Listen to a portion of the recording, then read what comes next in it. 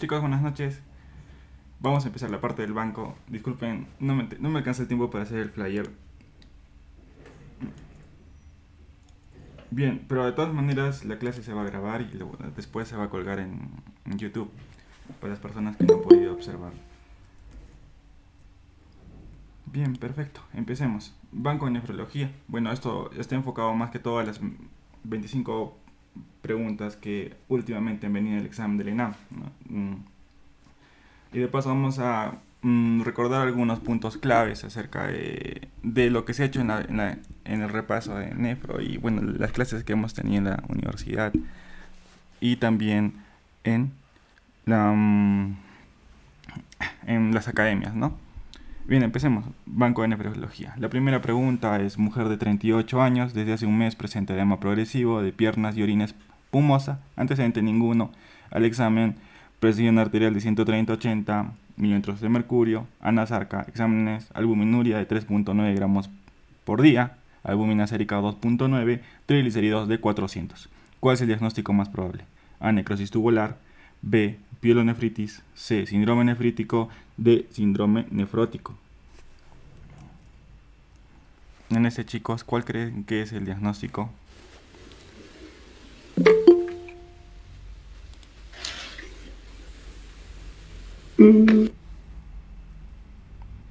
Pueden escribirlo en el chat también, chicos, si desean.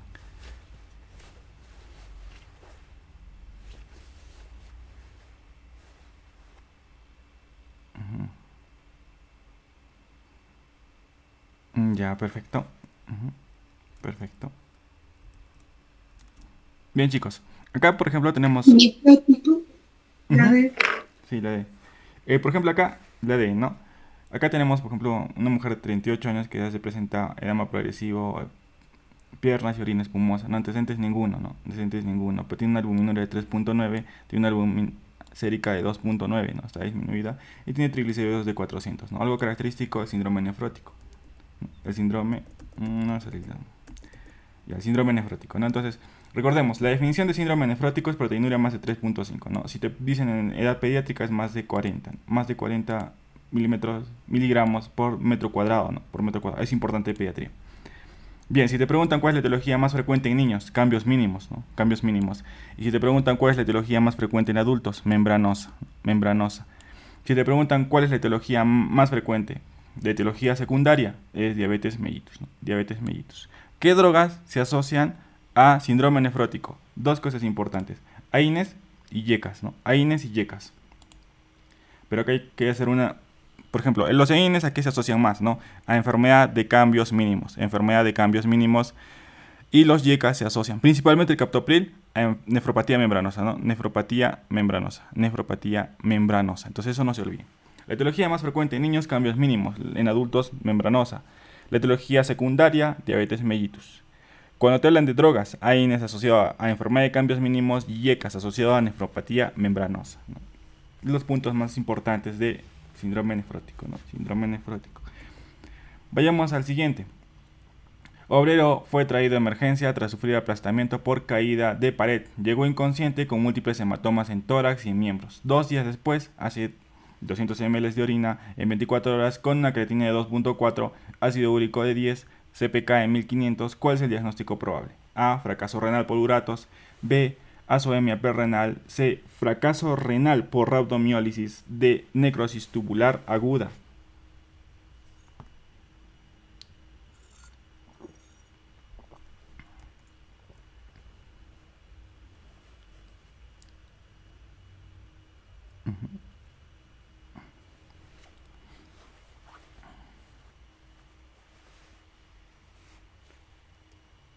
Ya.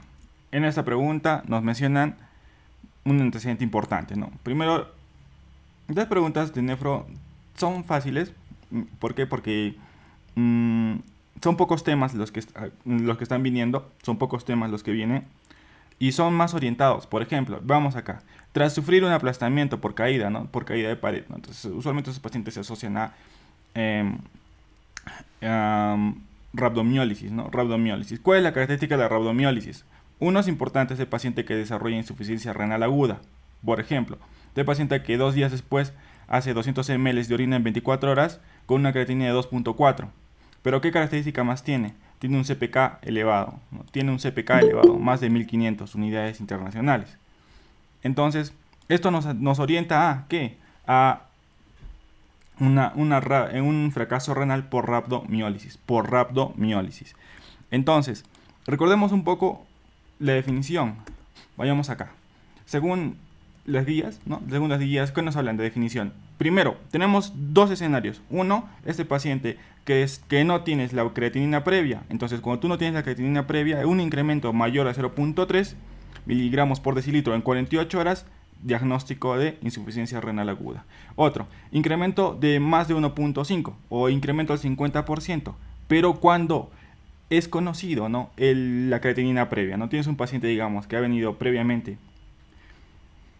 y sabes la creatinina previa, entonces un incremento al 50% de la creatinina o más de 1.5 del valor basal que ha ocurrido en los 7 días anteriores, ¿no? En los 7 días anteriores sobre todo. Entonces, tenemos dos formas de diagnosticar la insuficiencia renal aguda. Uno, cuando no tenemos la creatinina previa, incremento 0.3, o cuando tienes más de 1.5, ¿no? Más de 1.5 de... rayos. Un momento, chicos, voy a salir un momento. Algo le pasa a mi laptop.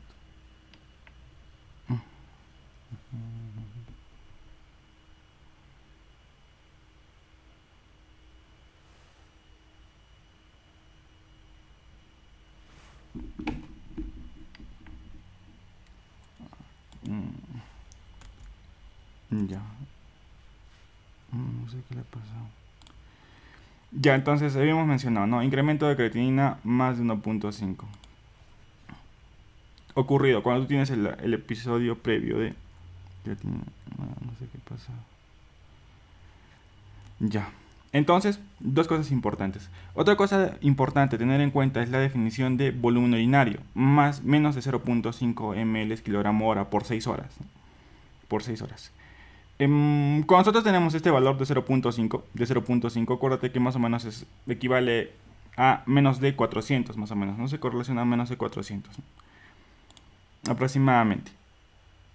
Ya, entonces ya tenemos el diagnóstico de insuficiencia renal aguda. Es muy importante diferenciar si es una insuficiencia renal o es una insuficiencia de etiología prerrenal.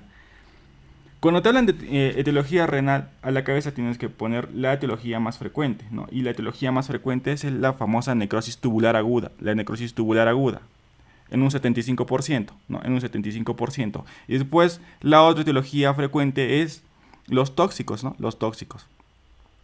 Por ejemplo, tenemos los AINES, ¿no? Los AINES. Tenemos los aminoglicósidos, ¿no? Aminoglicósidos.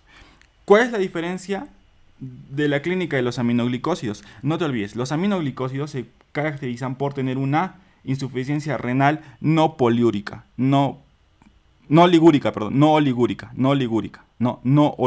Entonces, hay un 50% de pacientes con insuficiencia renal que van a ser no liguria, van a tener poliuria, pero en el caso de aminoglicósidos, esta insuficiencia renal es no oligúrica, es una de las características.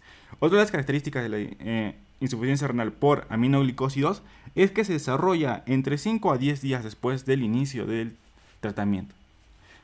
Por ejemplo, si tú das un paciente a INES a las 48 horas o 24 a 48 horas ya puede estar desarrollando la insuficiencia renal aguda. Pero si tú das aminoglicósidos, esta va a demorar un poco más. Es de aparición más tardía, ¿no? Es la diferencia entre los AINES y los aminoglicósidos, ¿no?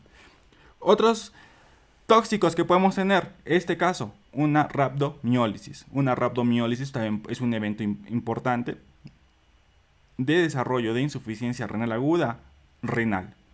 Otra etiología, contrastes yodados, ¿no? Contrastes yodados. Ya.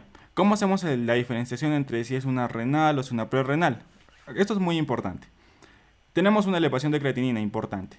Esto es importante. El BUN y creatinina es una relación 20 a 1. 20 a 1. ¿Por qué? Porque cuando nosotros tenemos cuando nosotros tenemos la nefrona, no, disculpa, no hay mucho espacio. Ya.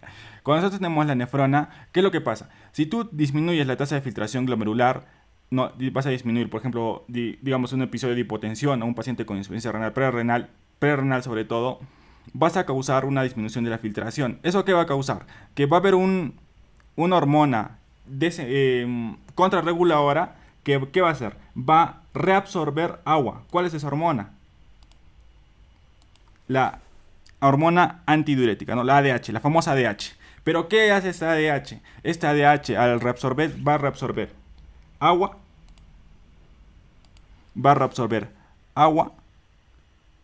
y urea.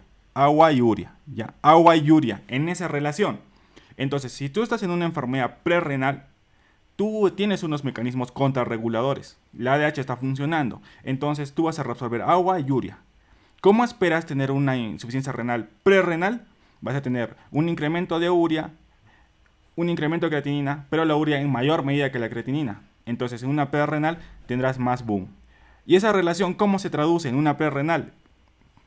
Una prerrenal se va a traducir con una relación urea-creatinina mayor de 40, ¿no? Mayor de 40. Urea-creatinina. En este caso es boom, ¿no? El boom es la mitad, ¿no? La mitad de la urea. Entonces, esto es en el caso de una prerrenal. Pero ¿qué pasa en las patologías renales? Hay ausencia de estos mecanismos contrarreguladores. El paciente va por poliuria. Entonces, tu relación urea-creatinina, en este caso es boom, creatinina será 20:1. 20:1. ¿Por qué? Porque la ADH reabsorbe urea y agua en relación a la cantidad de agua que reabsorbe, ¿no? Entonces, eso es muy importante. Otra característica que tenemos en la insuficiencia renal, de etiología renal, ¿no? Insuficiencia renal aguda, el IRA renal, importante. El caso de nuestro paciente, ¿no? Un incremento de CPK en el contexto de rhabdomiólisis, ¿no? ¿Qué más puedes tener asociado? Hiperuricemia. Este paciente con hiperuricemia también puede ser necrosis tubular aguda, ¿no? Pero por tóxicos, ¿no? Por tóxicos. O dislipidemia, ¿no? O dislipidemia o hipertrigliceridemia también puede estar asociado a anemia, ¿no? Entonces, ¿qué es lo más importante del IRA? Que te acuerdas que tienes una elevación de creatinina, tienes una relación boom creatinina menor a 20:1 o urea-creatinina menor a 40:1. ¿Por qué? Habíamos mencionado eso, ¿no? ¿Qué es lo más importante? Si te preguntan cuál es la técnica de elección para diferenciar entre IRA renal y prerrenal, es esta, FENA, ¿no? El FENA. Cuando tu FENA está a más de 2%, es de etiología renal, ¿no? Renal, más de 2%. Es muy importante. El FENA es la forma de medir más exacta de insuficiencia renal aguda, ¿no? Insuficiencia renal aguda. Entonces habíamos mencionado que en un paciente con insuficiencia renal ya se pierden todos esos mecanismos reguladores, ¿no? De esta disminución de la hiperfiltración. Entonces, el paciente va a empezar a excretar harta cantidad de solutos, harta cantidad de agua. ¿Cómo vamos a censar esa harta cantidad de solutos? Sodio urinario más de 20. Sodio urinario más de 20. El FENA más de 2, porque estás excretando una mayor cantidad de sodio. Recuerda que el renina, angiotensina, aldosterona ya no funciona, entonces excretas más sodio. Osmolaridad va a estar menos de 500. Densidad va a estar entre 1008 y 1010, ¿no? 1008 y 1010. Tu orina no está tan concentrada porque a la vez que estás perdiendo solutos, estás perdiendo agua, ¿no? Y esto es muy importante. Cilindros tubulares en la etiología, en la forma renal de la insuficiencia renal, de etiología renal. Entonces, esto no se olviden.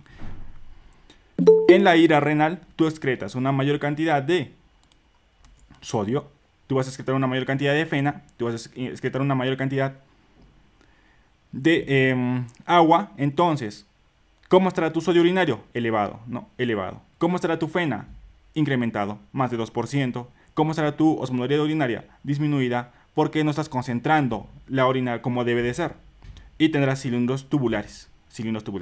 Entonces, te pueden preguntar un caso clínico como estos. ¿Y qué tienes que acordarte? Que en la insuficiencia prerrenal hay un mecanismo contrarregulador. ¿Qué va a hacer? Va a sacar agua y solutos para llevarlos al medio interno. Entonces tu orina estará diluida, ¿no? Perdón, estará concentrada. En el caso de IRA renal, tu riñón ha perdido esa función contrarreguladora. Entonces vas a botar una gran cantidad de electrolitos y una cantidad elevada de agua. Por eso tu FeNA y tu sodio urinario estará elevado y tu osmolaridad estará diluida, ¿no? Estará diluida, ya no hay una capacidad de concentración.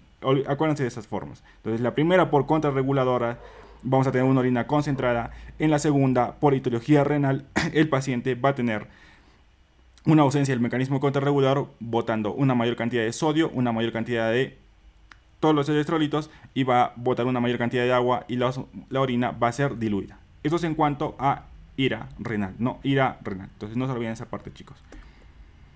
Vayamos al siguiente. Varón de 48 años con diarrea de alto flujo, presenta diuresis de 200 ml en 24 horas. Laboratorio, sodio urinario menos de 20, excreción fraccionada de sodio menos de 1%, creatinina orina plasma más de 40, creatinina sérica 1.8. ¿Cuál es la indicación a seguir? Primero, ¿cuál es la etiología acá? ¿Y cuál es la indicación a seguir en este paciente?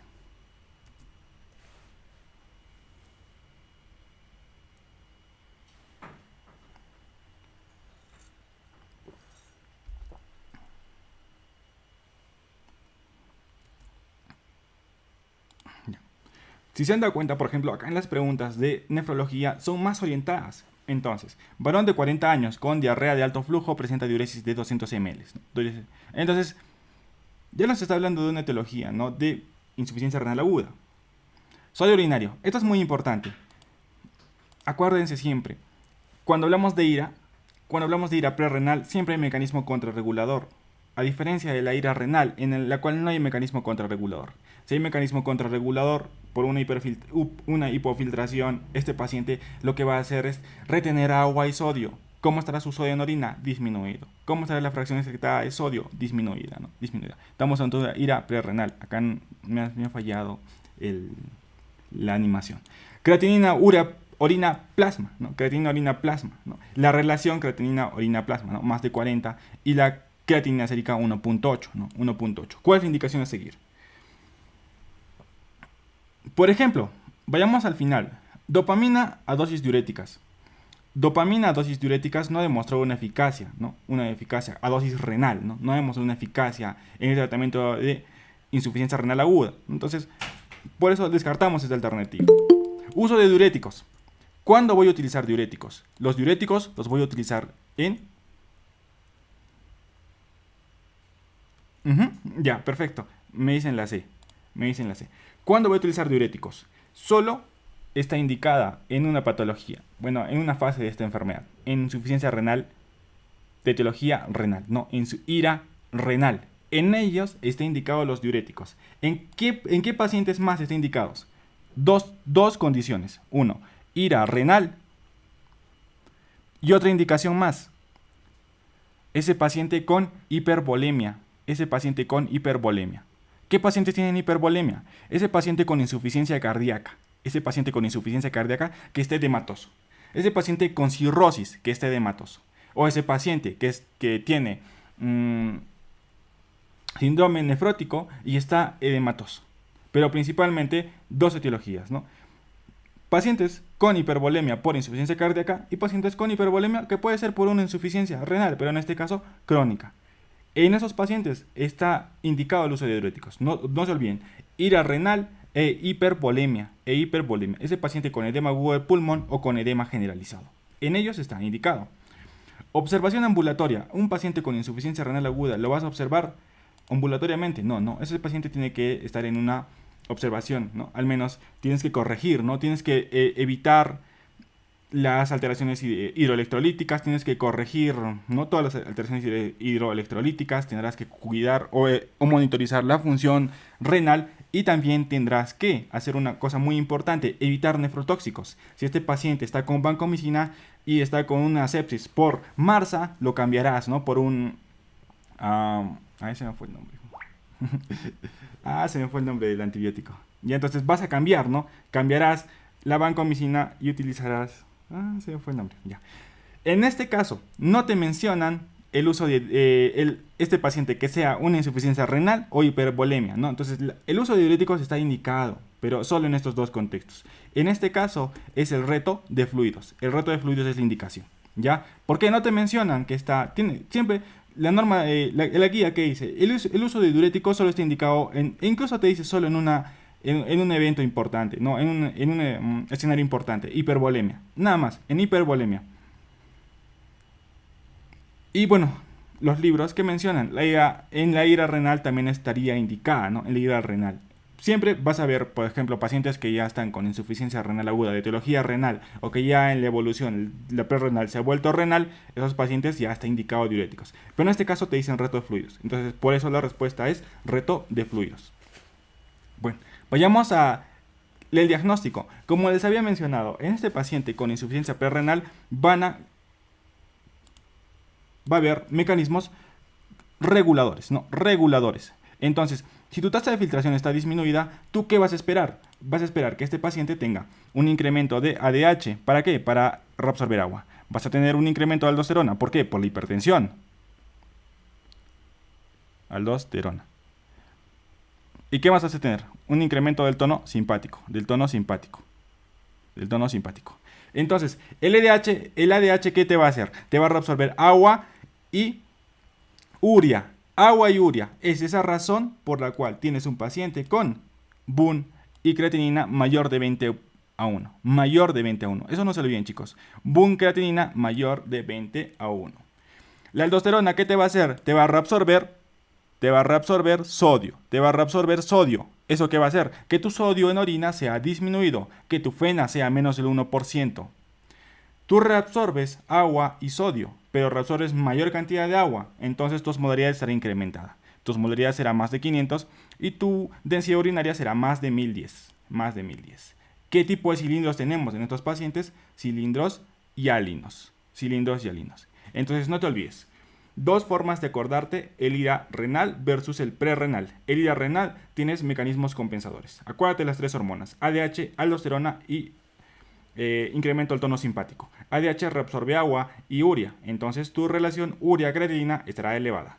La aldosterona reabsorbe sodio. Tu sodio urinario estará disminuido, tu FeNA estará disminuido y tu osmolaridad urinaria estará incrementada porque se reabsorbe mayor cantidad de agua que de sodio. ¿Cuál será tu cilindro? Yalino, no, yalino. Al otro lado, ira prerrenal, ya se pierden esos mecanismos compensadores. Pierdes mayor cantidad de agua, pierdes mayor cantidad de sodio. Entonces, ¿cómo está tu urea creatinina? Ya no te reabsorbes, ya no, el ADH ya no funciona, ya no se reabsorbe urea, ya no se reabsorbe agua de la misma manera. Y este paciente tendrá un boom creatinina menor a 21, menor a 21. Un sodio urinario mayor de 20 miliequivalentes porque estás perdiendo sodio, porque la aldosterona ya no está funcionando, tu osmolaridad estará disminuida porque estás perdiendo también agua y tu cilindro será los tubulares, ¿no? Tubulares. Entonces, dos formas importantes de recordar, ¿no? De ira prerrenal, renal. Eso es muy importante que sepan diferenciar, ¿no? La etiología todos lo sabemos, pero es muy importante para motivo de examen saber diferenciar ira prerrenal de renal. Vayamos al siguiente. Niño de 8 años llega a consulta por fiebre, síntomas compatibles con infección urinaria, urocultivo falso negativo. ¿Cuál de los eventos pudo haber ocurrido? A. Demora en el envío de la muestra. B. Tratamiento antibiótico previo. C. Orina muy concentrada. D. Orina mal refrigerada. ¿Cuál es su respuesta?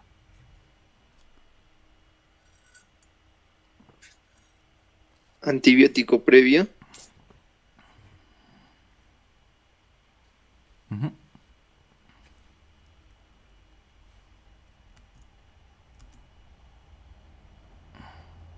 Ya, chicos.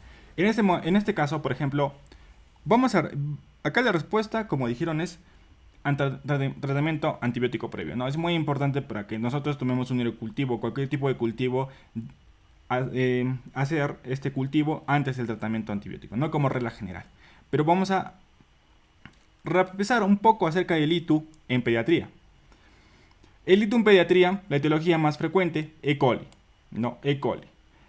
Streptococos, estafilococos saprofíticos, saprofíticos asociado a mujeres jóvenes, ¿no? Con inicio de relaciones sexuales, ¿no? Mujeres jóvenes con inicio de relaciones sexuales. El Proteus asociado a litiasis. Si te preguntan en pacientes menores de un año, ¿cuál es la etiología? ¿En quiénes está más frecuente? ¿Varones o mujeres? Menores de un año, varones, ¿no? Y mayores de un año ya empieza con las mujeres. Otra cosa importante, ITU en menores de 2 años. El ITU en menores de 2 años, la clínica es parecida a un paciente con fiebre de origen desconocido. Un paciente con rechazo de tomas, vómitos, diarrea, pérdida de peso, fiebre sin foco. Sobre todo, fiebre sin foco. Entonces, si te dan un caso clínico de un paciente que tiene toda esa clínica, ¿no? Vómitos, diarrea, pérdida de peso, pero la diarrea no tiene una reacción inflamatoria positiva. O, o la placa de rayos X te dice que está negativa, pensarás en ITU. ¿Qué otra patología puedes asociar? Por ejemplo, puede ser una otitis media aguda, ¿no? Una otitis media aguda, pero estos pacientes tendrán otalgia, ¿no? Tendrán fiebre. Bien, pero cuando la ITU es en mayores de 2 años, la clínica ya es parecida a los adultos, si es baja irritación vesical, disuria, poliaquiuria, poliuria. Si fuera alta, será una pielo, como una pielo, fiebre, dolor abdominal, lumbar, puño, percusión, positivo. Entonces, el punto de corte, 2 años. Menores de 2 años, buscas como fiebre sin foco. Te van a hablar de un paciente con vómitos, diarrea, pérdida de peso, fiebre sin foco, pero que tiene un examen de heces negativo, tiene una placa de tórax negativa y que tal vez, ¿no? Si es quieren hacerte marcar, te dirán, pues tienen un LCR negativo, ¿no? O te dirán otoscopía negativa, ¿no? No tiene disminución de la movilidad, ¿no? Entonces, es muy importante esto, ¿no? Entonces, y tú menores de 2 años, fiebre sin foco. Y tú mayores de 2 años, como todo varón, como todo adulto, ¿no? Como todo adulto, ¿no? Y tú baja, irritación vesical alta, como clínica de una pielonefritis. Punto de corte, 2 años, no se olviden. Diagnóstico, ¿qué es lo más importante? Para el diagnóstico en pediatría es clínica compatible, pero podemos hacer un examen simple de orina, un examen simple de orina, un examen completo de orina. Entonces, ¿qué es lo que buscamos allá? Más de 10 leucocitos por campo y nitritos. Ya. Si tú tienes un paciente con una prueba positiva, más de 10 leucocitos y nitritos positivos, ¿qué dicen las recomendaciones? Seguimiento de control. Tienes que pedirle otro seguimiento. No, otro seguimiento. Otro seguimiento. Tenemos también métodos microbiológicos, ¿no? Gram, urocultivo, que nos pueden ayudar al diagnóstico etiológico. Pero tenemos 3 formas de hacer diagnóstico. 1, bolsa colectora. 2, micción espontánea. 3, sondaje uretral y punción suprapúbica. Para motivos de examen, si te preguntan cuál es el gol estándar, punción suprapúbica. Punción suprapúbica. Si te preguntan cuál es el método de elección en emergencia, sondaje uretral. Sondaje uretral. El método de elección en emergencia. Si te preguntan bolsa colectora, en no continentes, ¿no? En no continentes. Micción espontánea en pacientes con niños continentes, ¿no? Esos pacientes que piden ir al baño, ¿no? Piden ir al baño. Por ejemplo, si tú tienes un paciente no continente, no, un niño de 2 años, por ejemplo, que supuestamente tiene ITU, entonces le pides un examen, una bolsa colectora, y la bolsa colectora es positiva, pasarás a sondaje uretral. Pasarás a sondaje uretral para confirmar el diagnóstico. Para confirmar el diagnóstico. Como motivo te pueden preguntar, ¿no? Cuando hablamos de un resultado positivo de bolsa colectora, cuando tienes más de 10 a la 5 unidades formadoras de colonia. ¿Cuándo es un examen positivo en sondaje? Más de 10.000 o 50.000, ¿no? O 50.000 unidades formadoras de colonia. Y para punción suprapúbica, siempre nos hemos acordado del pregrado que nos decían, ¿no? Que, por ejemplo, todo paciente que tenga microorganismos en orina por punción suprapúbica es positivo, pero para gran negativos. Para gran positivos será más de 1.000. No se olviden eso. Para gran negativos, cualquier valor para punción suprapúbica, pero para gran positivos, más de 1.000. ¿Por qué? Porque hay una flora, ¿no? Una flora de gran positivos en la zona perineal, ¿no? Entonces, por eso es importante. Entonces, no se olviden, chicos, bolsa colectora para niños no continentes, micción espontánea o chorro medio para niños continentes, sondaje uretral, método de confirmación en emergencia y confirmación en todo paciente con un examen de bolsa colectora, ¿no? Un urocultivo mediante bolsa colectora positiva. Punción suprapúbica, el gol estándar, ¿no? El gol estándar. Entonces, no se olviden tampoco de la etiología, ¿no? En menores de 2 años, fiebre sin foco. Y en mayores de 2 años, clínica como la de los adultos, ¿no? Como la de los adultos. Vayamos al siguiente. Mujer de 70 años sin antecedentes patológicos. Hace 2 días presenta diarreas profusas y oligoanuria. Creatinina 3.6. Ecografía. EKG, perdón. Ver imagen, ¿no? Vemos esta imagen de acá. ¿Qué trastorno electrolítico presenta, no?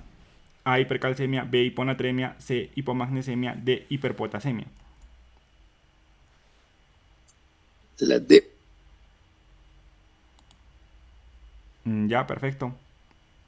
Es una pregunta que, chicos, cuando vayan a los exámenes no tienen que fallar, ¿no? No tienen que fallar porque esta es una pregunta eh, que siempre le llevamos, que le hemos aprendido bien, ¿no? De la clínica, ¿no? Las ondas tepicúas, ¿no? Ondas tepicúas difusas, ¿no? Ondas tepicúas difusas. Ya, bien. Fisiopatología. La hiperpotasemia se puede producir por dos contextos: desplazamiento del potasio al plasma por una acidosis, por una destrucción tisular, por fármacos. No se olviden los fármacos que te producen hiperpotasemia: beta block, relajantes musculares y digoxina, ¿no? Y digoxina. Y defectos en la excreción, ¿no? Por ejemplo, hiperaldosteronismo primario, ¿no? Hiperaldosteronismo primario. ¿Cómo te van a presentar este paciente con hiperaldosteronismo primario? Hipertensión, hipertensión más hiperpotasemia. Hipertensión más hiperpotasemia. Acidosis tubular renal 4. No, acidosis tubular renal 4. Se caracteriza principalmente por hiperpotasemia. Si te preguntan cuál es la etiología asociada a acidosis tubular renal tipo 4, la etiología secundaria a la cabeza: diabetes mellitus tipo 2. Diabetes mellitus. Entonces, no se olviden, hiperaldosteronismo primario, que te van a hablar de un paciente con hipertensión e hipercalemia.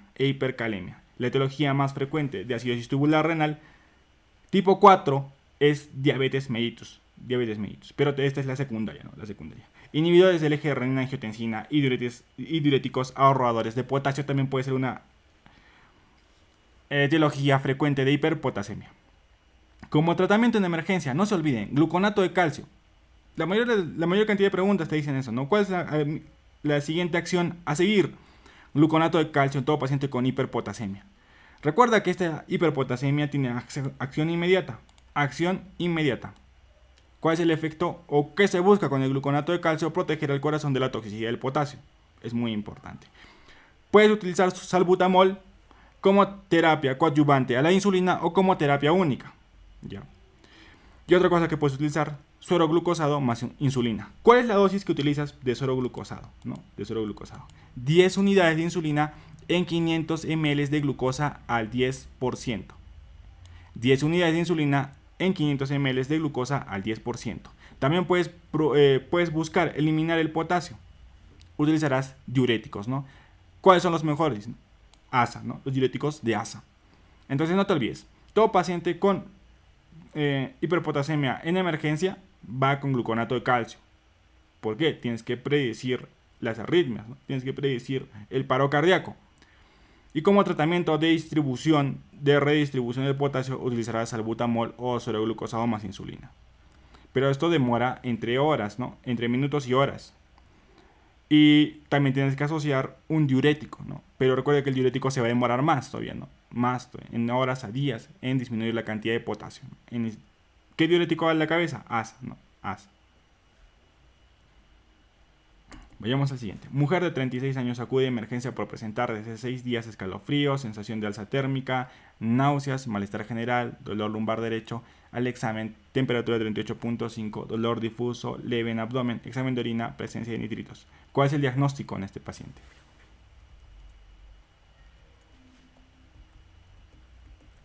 Hielo, la C también.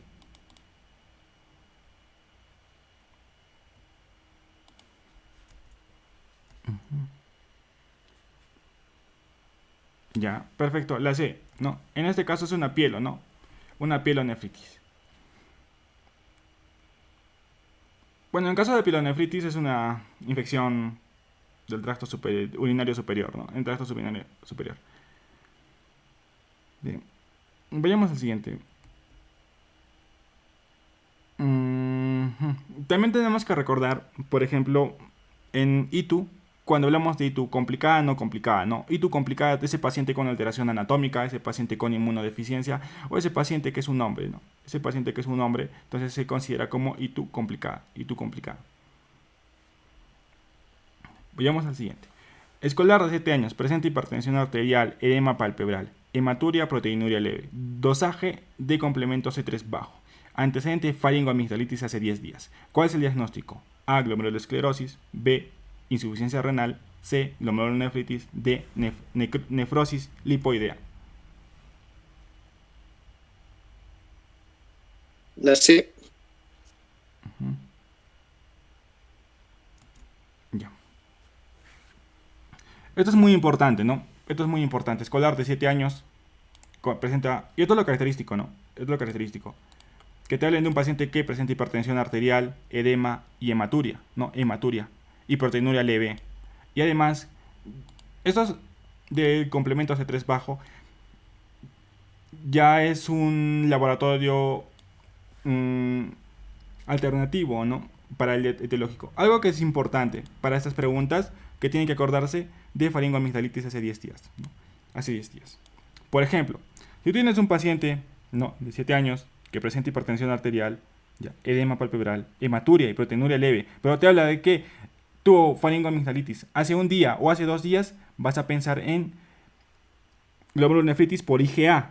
Por IgA.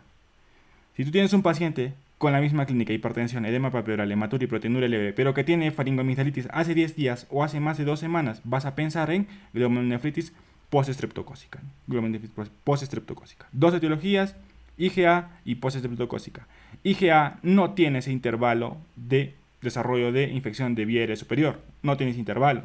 Pero la postestreptocócica sí, ¿no? La postestreptocócica sí. Entonces la respuesta es glomerulonefritis. Bien. La etiopatogenia, ¿no? Entonces hay determinados antígenos como por ejemplo la proteína M que predispone a este paciente para desarrollar un episodio de glomerulonefritis, principalmente por el piógenes, ¿no?, que van a formar inmunocomplejos. Y bueno, va a haber determinados antígenos nefritogénicos que van a pasar la membrana basal glomerular que van a generar la etiopatogenia en este paciente.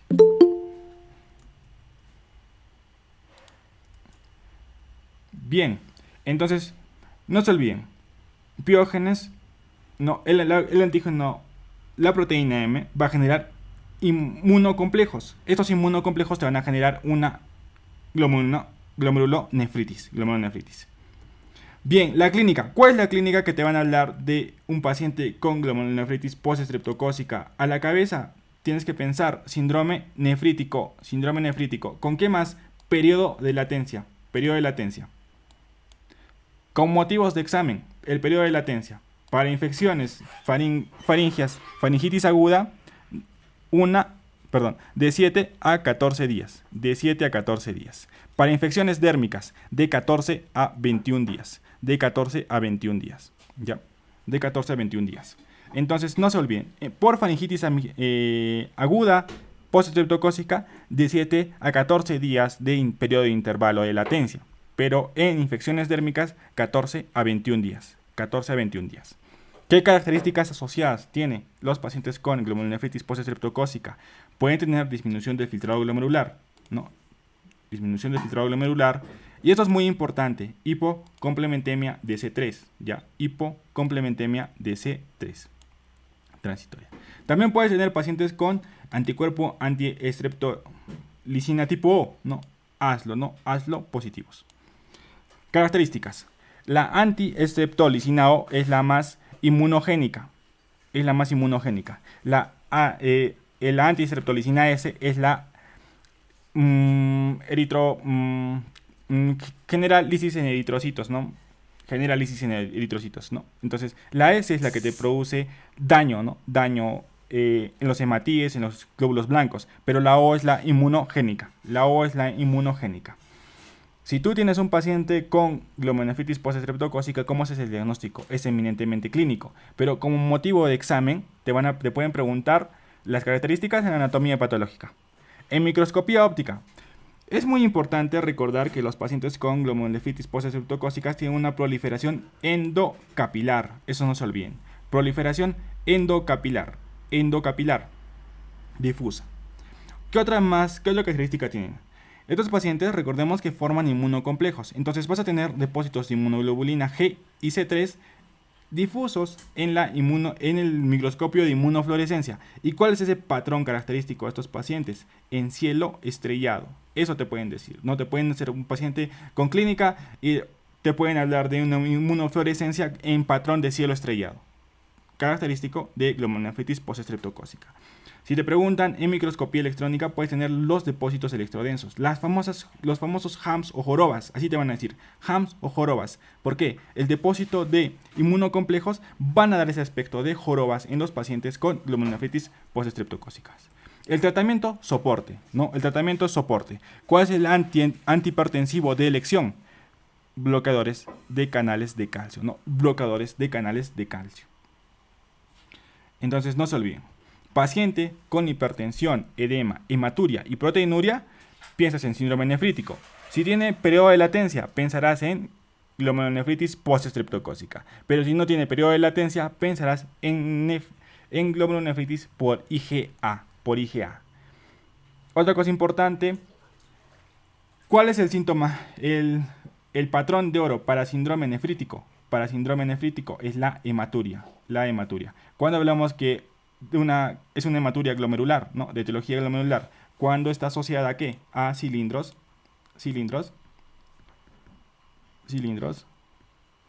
más crenocitos, ¿no? Más crenocitos. ¿Cuánto es el porcentaje de crenocitos? Más del 20%. Entonces, ¿cuál es el signo determinante en síndrome nefrítico? La hematuria. ¿Cómo se caracteriza la hematuria? Cilindros y crenocitos. Más del 20%. ¿No? Más del 20%. Es la característica del síndrome nefrítico. Vayamos al siguiente. Niño de 6 años, desde hace un mes presenta edema bipalpebral, edema pretibial, sedimento de orina, proteínas 3 cruces, filtración glomerular 90, albúmina sérica 2, creatinina 8, sodio en 130. ¿Cuál es el diagnóstico? A, ira, B, insuficiencia renal crónica, C, síndrome nefrítico, D, síndrome nefrótico. Nefrótico.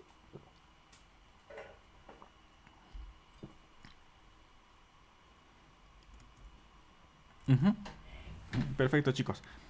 Es síndrome nefrótico, ¿no? Es síndrome nefrótico. Para este caso, ¿cuál es la etiología? ¿No? ¿Cuál es la etiología? Es un niño de 6 años, ¿no? Es un niño de 6 años, es muy importante.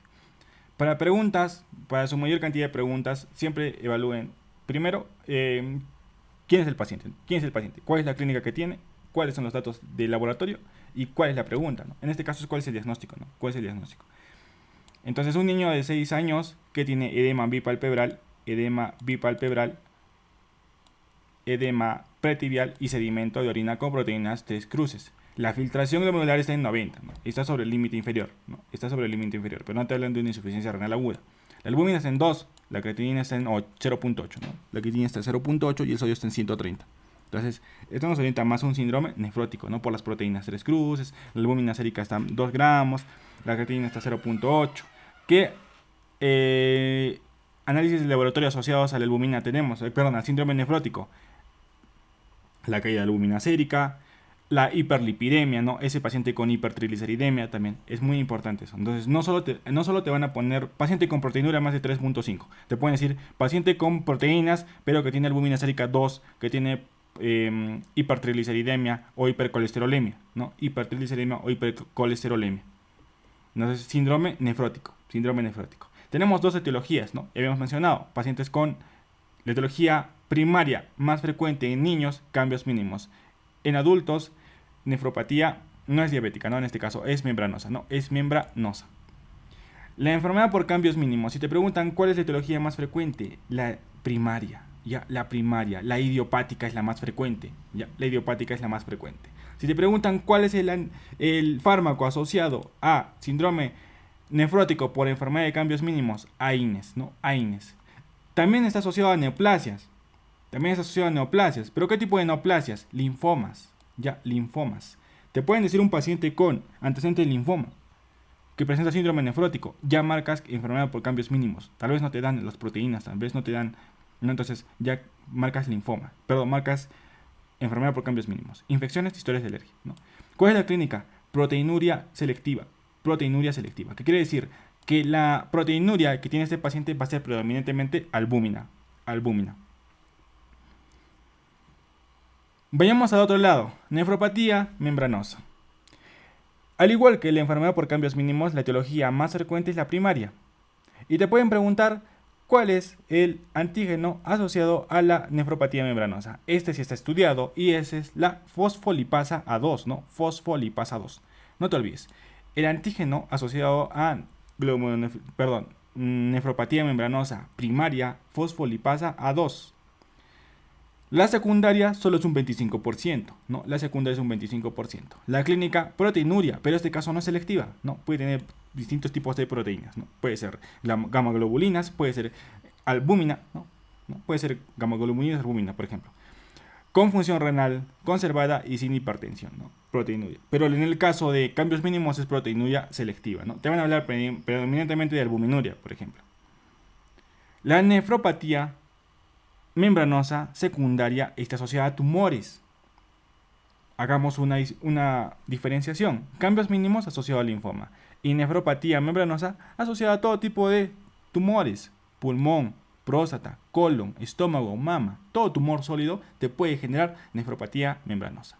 Si te preguntan cuál infección viral está más asociada a nefropatía membranosa, virus de hepatitis tipo B. Virus de hepatitis tipo B. Fármacos, captopril, yecas, ¿no? ¿Cuál era el fármaco asociado a cambios mínimos? AINES. El fármaco asociado a nefropatía membranosa, captopril. Y otra etiología puede ser el ES, ¿no? El ES. Lupus eritematoso sistémico. ¿En qué fase? En la fase 5. En la fase 5 principalmente. Ya. Bien, entonces es la diferencia entre cambios mínimos y nefropatía diabética. Nefropatía diabética. Cambios mínimos. Tratamiento. Prednisona.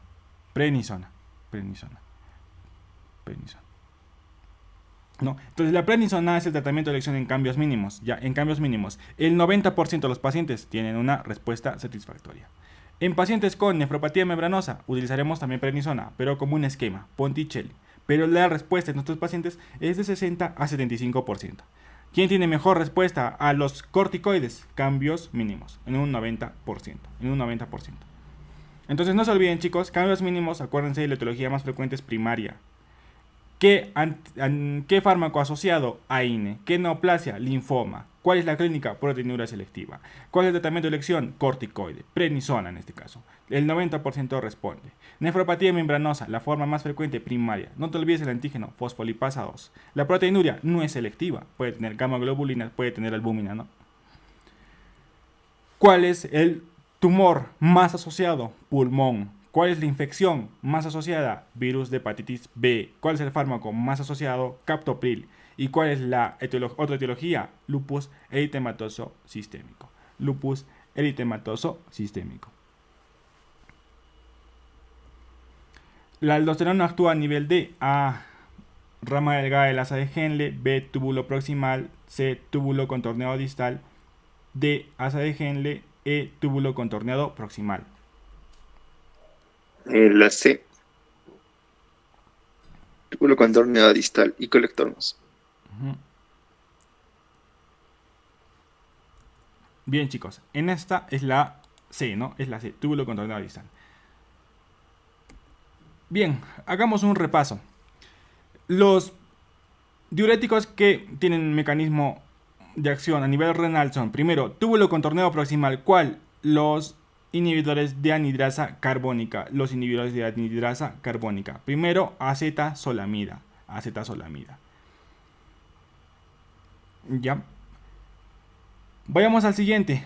Asa de Henle. ¿Quién está en asa de Henle? Bueno, primero la parte descendente, diuréticos osmóticos, ¿no? Manitol y sosorbide también puede estar asociado, ¿no? Pero como característico, la asa ascendente, perdón, hace rato era la asa descendente. En el caso del asa ascendente, los diuréticos de asa, ¿no? Los diuréticos de asa. ¿Qué transportador inhiben los diuréticos de asa? Sodio, potasio, 2-cloro. ¿A qué síndrome está asociado? Síndrome de Bartter. Después tenemos el túbulo contorneado distal, ¿no? El túbulo contorneado distal, el mecanismo de acción de los diuréticos es los tiacídicos, ¿no? El canal, no, el mecanismo de acción, inhibidores de el cotransportador sodio-cloro. Y bueno, el síndrome que tenemos es el síndrome de Gitelman. Vayamos al siguiente, el canal epitelial ¿no? El cotransportador, ¿no? del canal epitelial de sodio, diuréticos ahorradores de potasio, ¿no? Diuréticos ahorradores de potasio. El mecanismo de acción son bloqueadores de canales epiteliales de sodio, ¿no? En este caso, amiloride, ¿no? Bloqueadores directos de canales epiteliales de sodio. Pero si te hablan antialdosterónicos, estaremos pensando en espironolactona. ¿Qué síndrome se asocia? Síndrome de Liddle. Bien. Por ejemplo, síndrome de Liddle. ¿Qué te van a hablar? Un paciente con HTA más hiperpotasemia, pero que tiene la aldosterona baja. La aldosterona baja.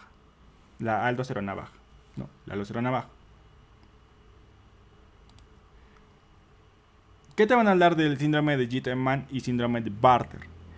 La clínica es muy parecida, ¿no? Es ese paciente que tiene episodios de hipotensión, es lo más característico. Episodios de hipotensión, cuando en determinados eventos, por ejemplo, sitios cálidos, ejercicio extremo. Entonces, en esos eventos el paciente genera hipotensión. ¿Qué más va a tener? Va a tener hipopotasemia, va a tener alcalosis metabólica, va a tener hipocalcemia, ¿no? Dependiendo de si es Gitterman o Bartter, vamos a verlo más adelante, ¿no? Pero, ¿qué es lo más importante que se acuerden? Ese paciente que tiene hipotensión con una temperatura elevada, ¿no? O ejercicio intenso, piensas en Gitterman y Bartter. ¿Cuál es la diferencia entre los dos? El Bartter tiene presentación más temprana, es en niños menores, ¿no? En niños menores. A diferencia del Gitterman, es entre pacientes con pubertad y adolescentes, ¿no? Entonces, no se olviden eso. Bartter y Gitterman se caracterizan por qué hipotensión que se exacerba con los climas extremos como el calor o el ejercicio físico, ¿no? Entonces, eso no se olviden, chicos. Vayamos al siguiente. Paciente con disuria, polaquiuria, piuria, pH urinario de 4.5, con urocultivo negativo. ¿Cuál es el diagnóstico?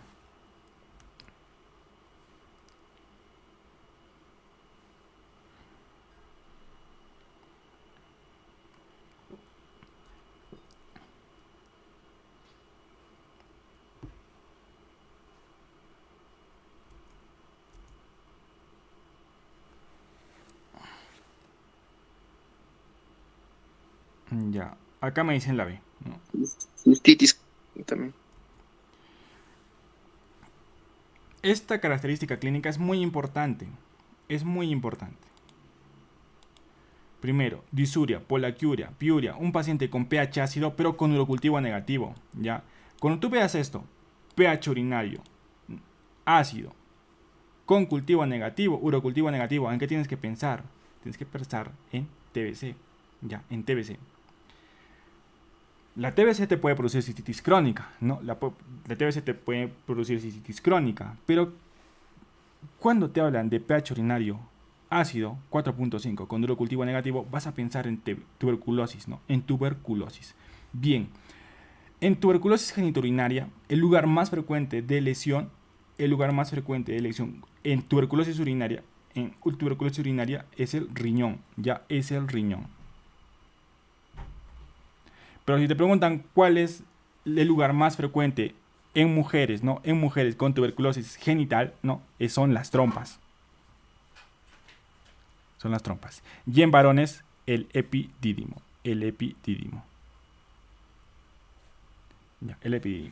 ¿Cuál es la patogénesis? Diseminación hematógena.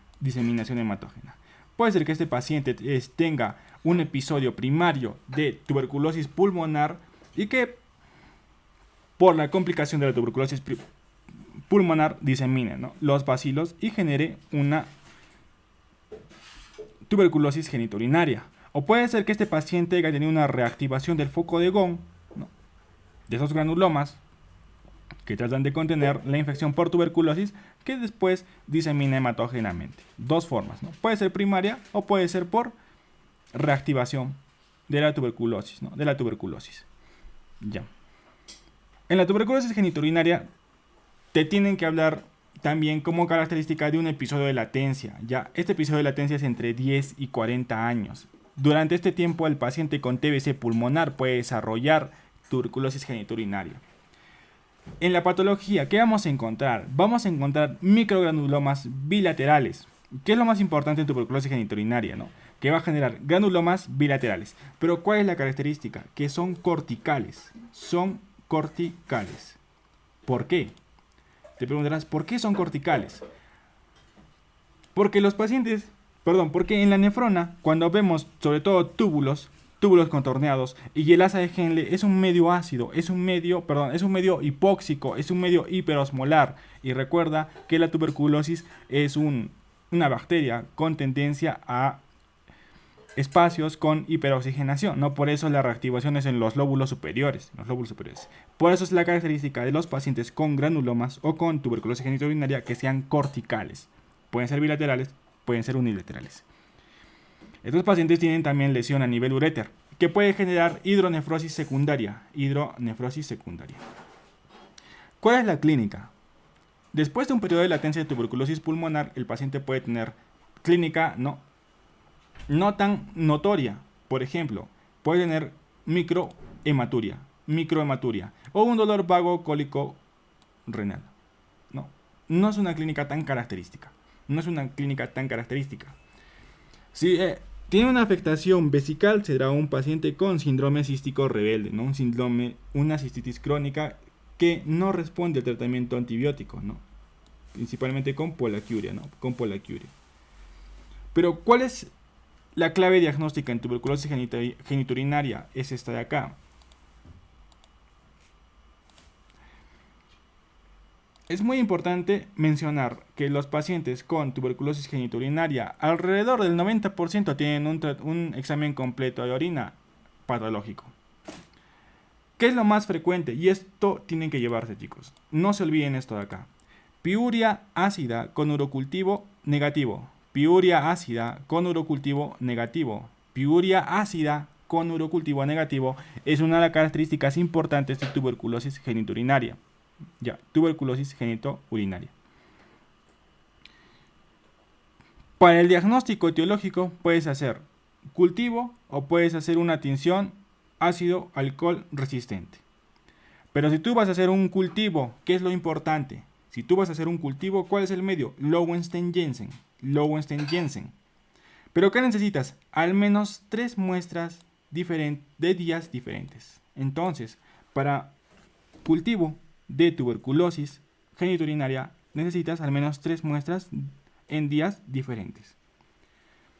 Esto se correlaciona con la tuberculosis pulmonar. En la tuberculosis pulmonar tú está mejor indicado, ¿no?, un BK seriado. ¿Cuántos BKs necesitas? 3 BKs.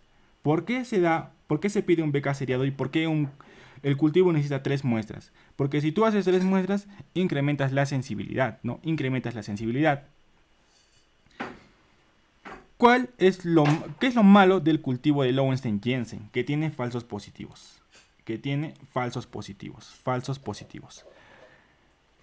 Mycobacterium smegmatis. Es un falso positivo. Entonces puede ser que tú le pidas un cultivo y salga positivo y tenga Mycobacterium smegmatis. Es por eso que actualmente algunos nefrólogos prefieren PCR de orina. Actualmente es el más rentable, PCR en orina, ¿no? Pero la parte más importante del diagnóstico, no te olvides, ese paciente con clínica, con piuria ácida, con urocultivo negativo, piensa en tuberculosis. En imágenes, si el 90% de pacientes con un examen completo de orina era normal, el 90% de pacientes con urograma están alterados. ¿Cuál es el hallazgo más sugestivo en una prueba de imágenes, una urografía en pacientes con tuberculosis? Son cavidades, es lo que demuestran acá. Cavidades que comunican con el sistema colector. ¿Eso qué nos va a dar?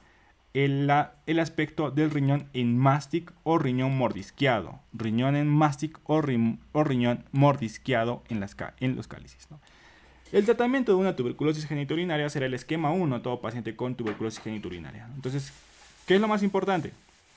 1. El lugar más frecuente de afectación de tuberculosis genitourinaria es renal. en mujeres trompas y en varones epididimo. ¿Cuál es la clínica que te tiene que asociar ese paciente con ictus a repetición, pero con piurea ácida con urocultivo negativo? El medio indicado, Lowenstein-Jensen. ¿Cuántos cultivos? Al menos 3.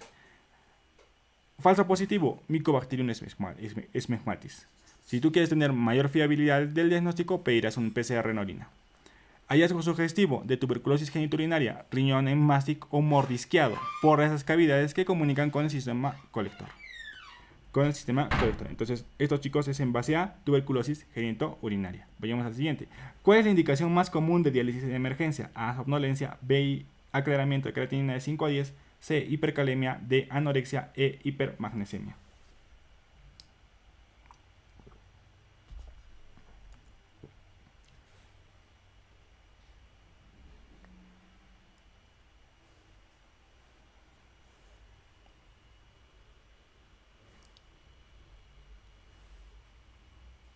Allá ahí es el ABC de verdad, la hipercalemia.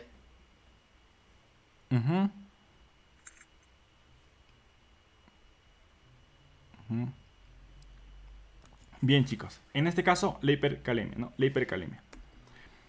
Indicaciones, ¿no? Indicaciones. El ABCD, ¿no? El AEU, de acuerdo a la nematecnia que utilices, ¿no? Importante. Primero, acidosis metabólica. Pero esa acidosis metabólica que sea refractaria a tratamiento. Electrolitos. Hipercalemia. Hipercalemia refractaria a tratamiento. Intoxicaciones. ¿Qué intoxicaciones pueden dializarse, no? Por ejemplo, alcohol, ¿no? Intoxicación con alcohol, ¿no? Con alcohol metílico, salicilatos, teofilina, uremia, metanol, barbitúricos, litium, etilenglicol, ¿no? Etilenglicol, dabigatran o divalproex, ¿no? Divalproex.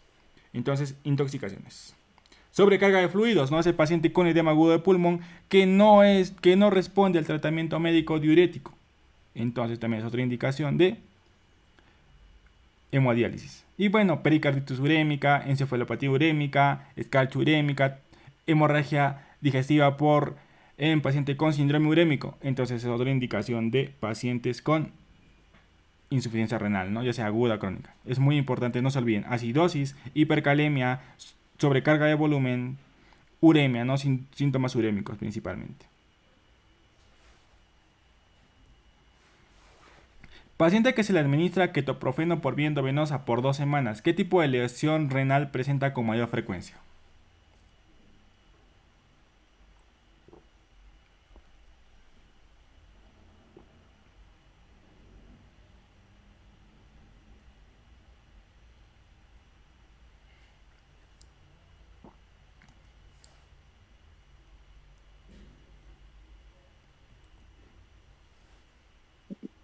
Lesión tubular, no estoy seguro.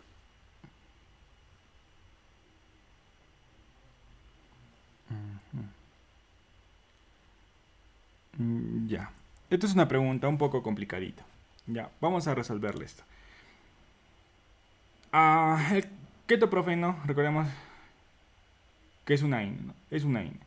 Entonces, esos pacientes con AINES pueden tener dos tipos de lesiones. Uno, como necrosis tubular aguda, que habíamos mencionado como una ira de etiología renal, ¿no? De la forma renal. Y otra, nefritis intersticial. Dos formas. Allá, y también está asociado a qué? A enfermedad por cambios mínimos también, ¿no? Enfermedad por cambios mínimos. ¿No? Enfermedad por cambios mínimos. Pero recuerden que en enfermedad por cambios mínimos la etiología más frecuente es la primaria, es la idiopática. Entonces, se asocia a uso de AINES, pero no en todos los pacientes. La mayor cantidad de pacientes es de etiología primaria, ¿no? Etiología primaria o idiopática. La segunda opción, necrosis tubular aguda. Recuerda que es una causa importante de necrosis tubular aguda. Pero este paciente tiene 2 semanas de evolución. 2 semanas de evolución. Si a ti te hablan de un paciente que genera ira, ¿no? A los 2 días por el consumo de AINES, pensarás en necrosis tubular aguda. 2 días, con más de 48 horas. Más de 48 horas. Porque recuerda que las primeras 48 horas pre-renal. Después de las 48 horas ya es renal. Pedrito, creo que tu micrófono está apagado. Sí, justo iba a decir eso también. Ah, rayos, chicos. Ya. Hay tres formas en las cuales el ketoprofeno puede producirte daño. Ya, los AINES pueden producirte daño. Uno es nefritis intersticial, otro es glomerulopatía y otra es necrosis tubular aguda. Pues recuerda que en glomerulopatía, por cambios mínimos, la forma más frecuente es la primaria, es la idiopática. Si te hablaran de necrosis tubular aguda, te hablarían de un evento agudo de 2 días, no de 2 semanas, de 2 días, de evolución, 3 días. Consumo de AINES y que después se genera insuficiencia renal aguda. Y lo tercero es la nefritis intersticial, ¿no? La nefritis intersticial es una etiología frecuente, es una causa frecuente de insuficiencia renal aguda, pero de etiología renal, de etiología renal. Entonces, en este caso es nefritis intersticial. ¿Por qué? Porque este paciente tiene 2 semanas de evolución. 2 semanas de evolución. Por eso es nefritis intersticial. Pero las preguntas últimamente no están viniendo así, sino te vienen más como casos clínicos.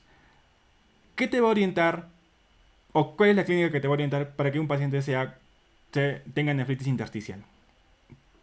Puede ser una clínica variada, pero lo que más se ha preguntado es ese paciente. Uno, que tenga falla renal aguda o subaguda con clínica extrarrenal.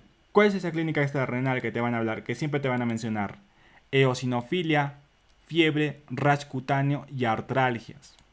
Eosinofilia, fiebre, rash cutáneo y artralgias.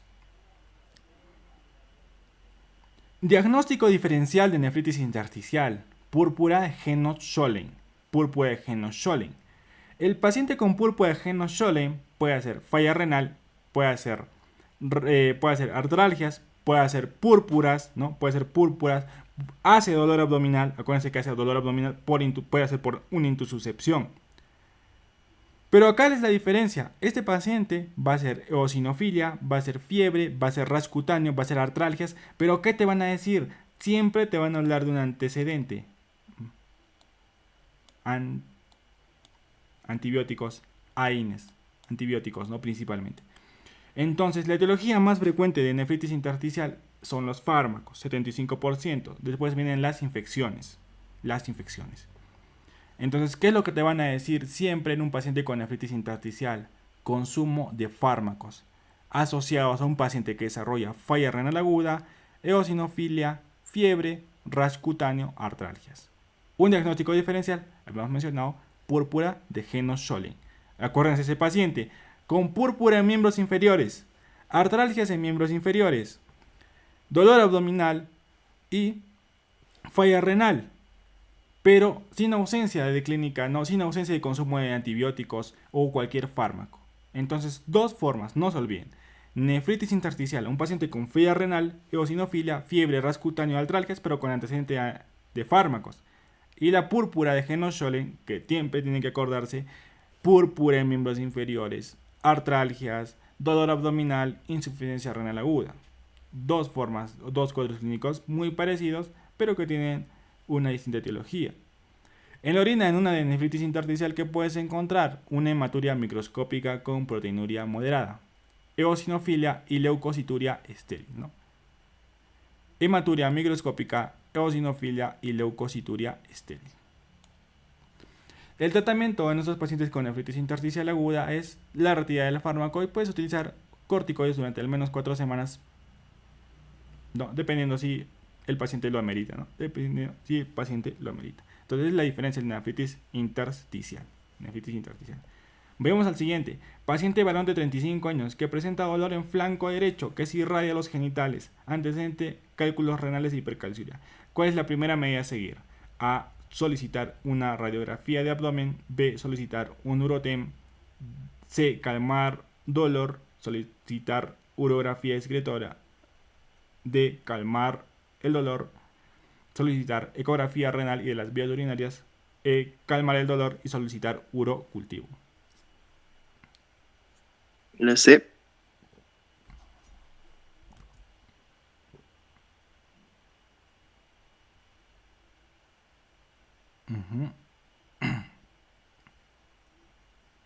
Bien, chicos. En este caso, tienes un paciente con dolor en flanco derecho que irradia los genitales. ¿Eso qué te habla? Un dolor, una obstrucción por un cálculo, ¿no? Por una litiasis.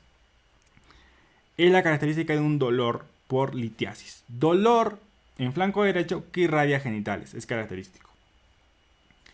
Y además tiene antecedente de cálculos renales e hipercalciuria. Antecedente de cálculos renales e hipercalciuria. ¿Cuál es la primera medida a seguir? Analicemos las alternativas. Solicitar una radiografía de abdomen. Recuerda que hay unos unos litos que son radiopacos y otros que son radiolúcidos. No en todos los pacientes nos sirve una radiografía de abdomen. Solicitar un urotem. Puede ser, pero este paciente tiene un dolor intenso. Entonces no puede ser la primera acción a seguir. Dolor y solicitar una urografía excretora.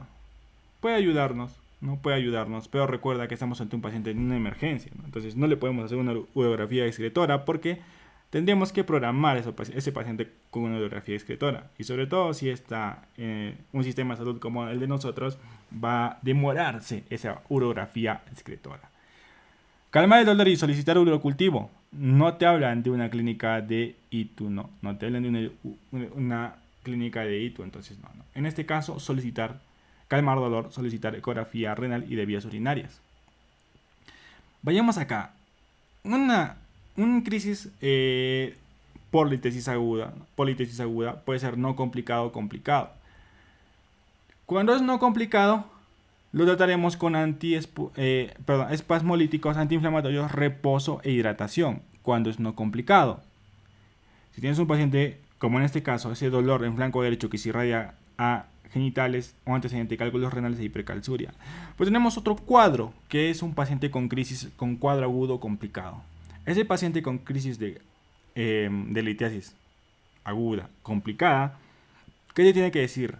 Que tiene un paciente con obstrucción grave, infección, fiebre, dolor incoercible y riñón único. Obstrucción grave, ese paciente está desarrollando insuficiencia renal aguda. Infección o fiebre, está siendo un ITU asociado a la litiasis. Dolor incoercible, que a pesar del tratamiento no mejora. Riñón único. En ese paciente con una litiasis aguda, que es complicado, ¿qué vas a pedir? Ecografía renal, como en el caso. Ecografía renal. ¿Qué buscas en la ecografía renal? Dilatación. Tienes que ver cómo está esa vía urinaria. Podrás intentar un drenaje si tienes un paciente con insuficiencia renal aguda. Puedes hacer un drenaje o una nefrostomía para salvar el riñón. Utilizarás tratamiento parenteral, antibióticos, hidratarlo, equilibrio hidroelectrolítico y narcóticos y vigilancia estrecha. ¿Cuál es la idea de un paciente con litiasis aguda complicada, con fiebre, obstrucción? Evaluar si hay dilatación o no. Y de acuerdo a eso, tratar de hacer un ingreso hospitalario, una hospitalización e iniciar un tratamiento agresivo, ¿no?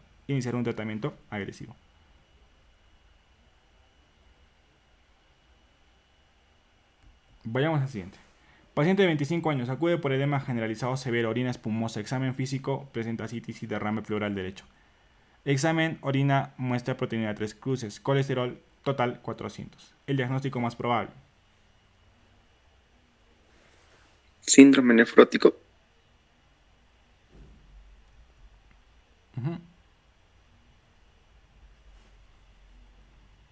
Bien, chicos. Síndrome nefrótico, ¿no? Es otro cuadro clínico que, por ejemplo, te habla de edema generalizado, pero mira, ¿qué es lo que te dice? Examen de orina, proteínas 3 cruces, colesterol total 400. Entonces, no siempre te van a hablar de la proteinuria. Acuérdate que ese paciente puede tener hipoalbuminemia, puede tener hipercolesterolemia, hipertrigliceridemia, asociado al síndrome nefrótico, ¿no? En este caso es un síndrome nefrótico. Vayamos al siguiente. Paciente varón con antecedente familiar de formación de cálculos, hipercalciuria. ¿Qué le recomendaría? A. Dieta baja en oxalatos. D. Alopurinol. C. Ingerir abundante cantidad de líquidos. D. Uso de tiazidas. E. Dieta rica en citratos. La C.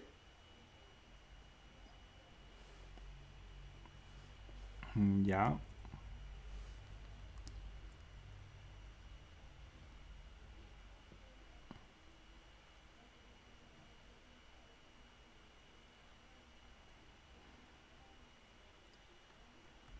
Ya. En este caso, esta es una pregunta un poco complicadita.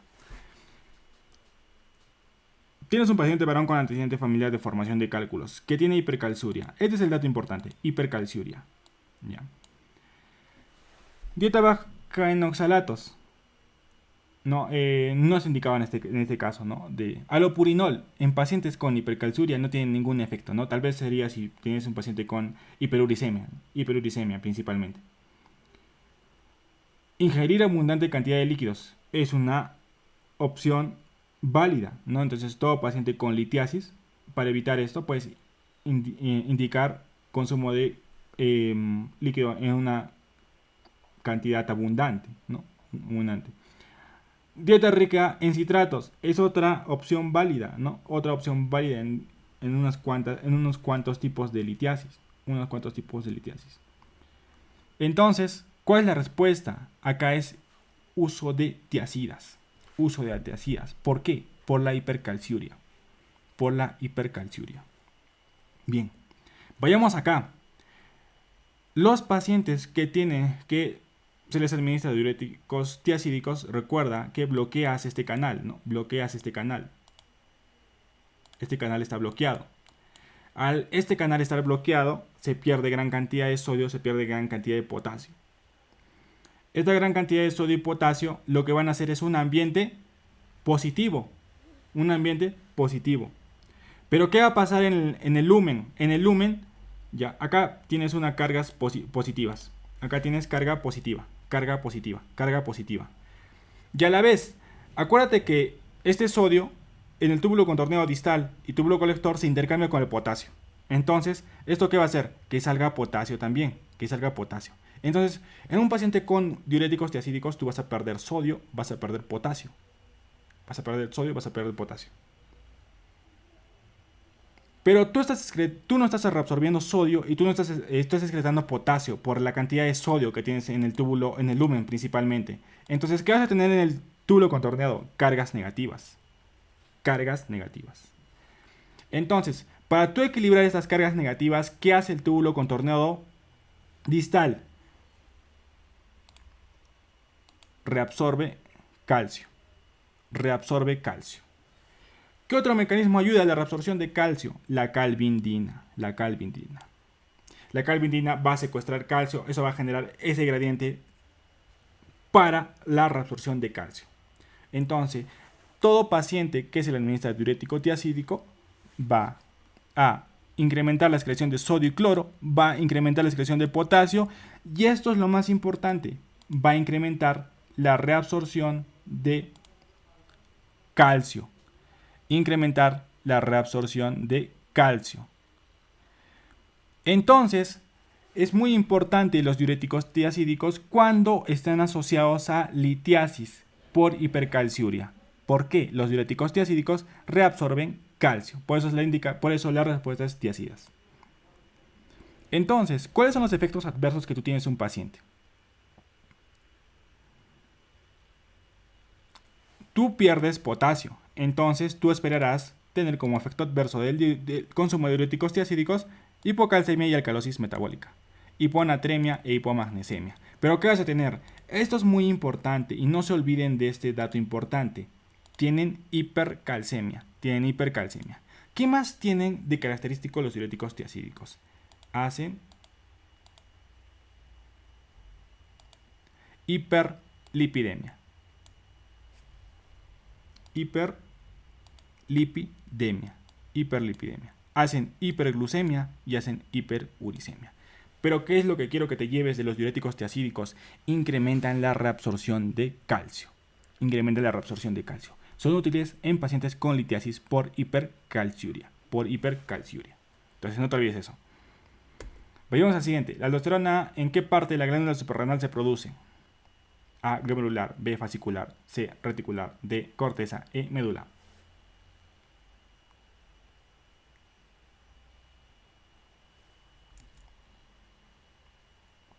Bien. Glomerular, ¿no, chicos? Glomerular. Entonces, de esta parte no vamos a hablar mucho, ¿no? Glomerular. La aldosterona se produce en la zona glomerular. Bien, esto sí. La primera manifestación de nefropatía diabética. A, hiperfiltración glomerular. B, edema. C, uremia. D, anemia. E, microalbuminuria. ¿Cuál es la respuesta?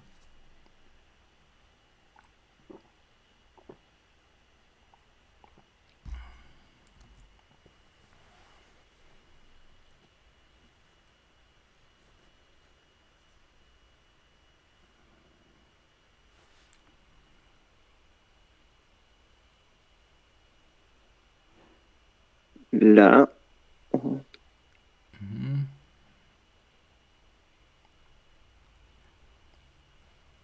Ya.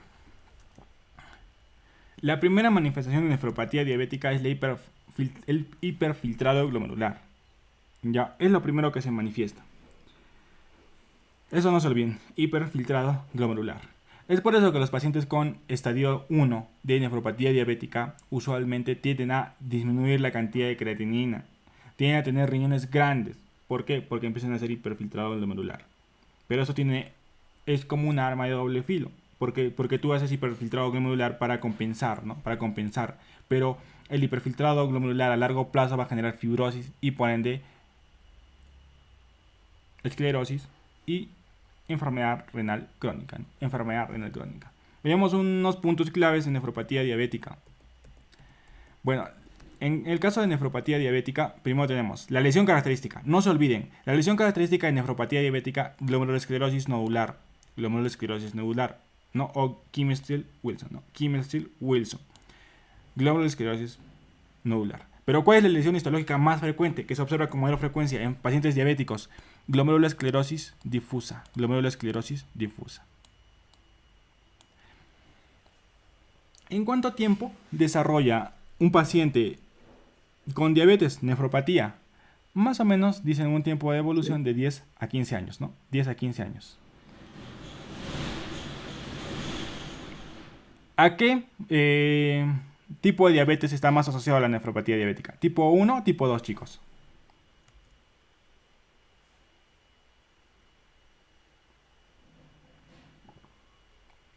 Pueden escribirlo en el chat.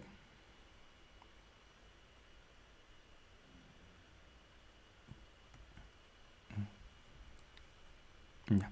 La nefropatía diabética está más asociada a diabetes mellitus tipo 1. Ya, diabetes mellitus tipo 1. Se ha asociado con mayor frecuencia a diabetes mellitus tipo 1. Eso no se olvide. Diabetes mellitus tipo 1.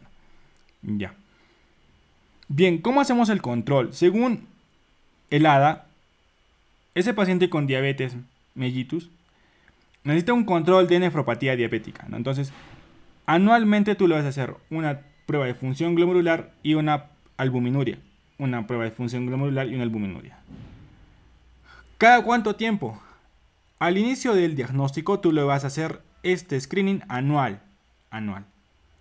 Pero es muy importante recordar que si este paciente tiene una tasa de filtración menos de 60 y una albuminuria más de 30, o conocido como microalbuminuria, si tiene estos dos valores, ¿no? En el laboratorio, albuminuria más de 30 o tasa de filtración menos de 60, este control es semestral, ¿no? Este control es semestral. Entonces, es anual al inicio, o si el paciente no tiene albuminuria ni una disminución de la tasa de filtración glomerular. Pero cuando este paciente ya tiene albuminuria y tasa de filtración glomerular disminuida, ya el tratamiento, el control es semestral, ¿no? Es semestral. El tratamiento con nefropatía diabética, SGLT2, ¿no? SGLT2, siempre en pacientes con más de 30 mililitros, ¿no? Y albuminuria más de 30, ¿no? Más de 30. SGLT2. Es el mejor indicado, SGLT2, ¿no? Otro, análogo de GLP-1, ¿no? Análogo de GLP-1. El YECA y el ARA también están indicados porque disminuyen la progresión de la nefropatía diabética, ¿no? Entonces, no se olviden estos puntos claves. ¿A qué tipo de diabetes mellitus está asociada? Al tipo 1. ¿Cuál es la lesión histológica característica?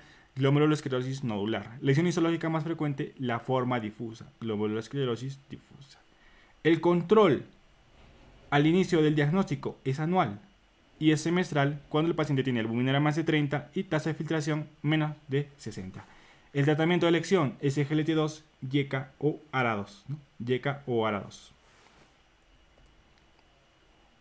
La reabsorción de agua en los túbulos renales se da principalmente en A. Túbulo distal, B. Asa de Henle, C. Túbulo colector, D. Túbulo proximal, E. Nefrona.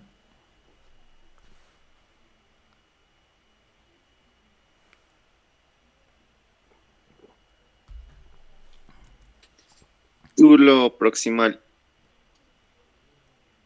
60.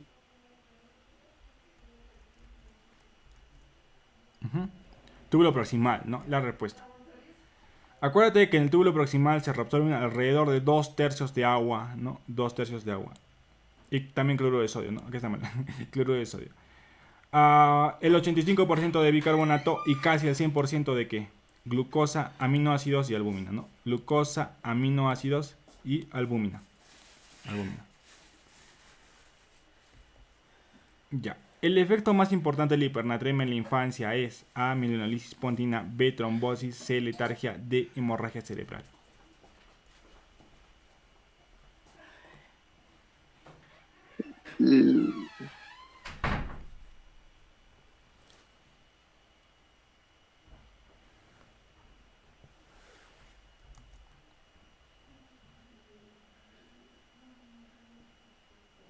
Mielinolisis espontánea o letargia.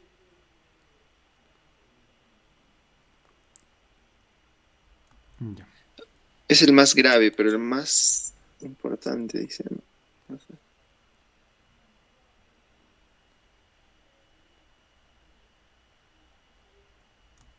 Ya. En este caso, por ejemplo, bien. No se olviden, por ejemplo, en el caso de hiponatremia, es muy importante recordar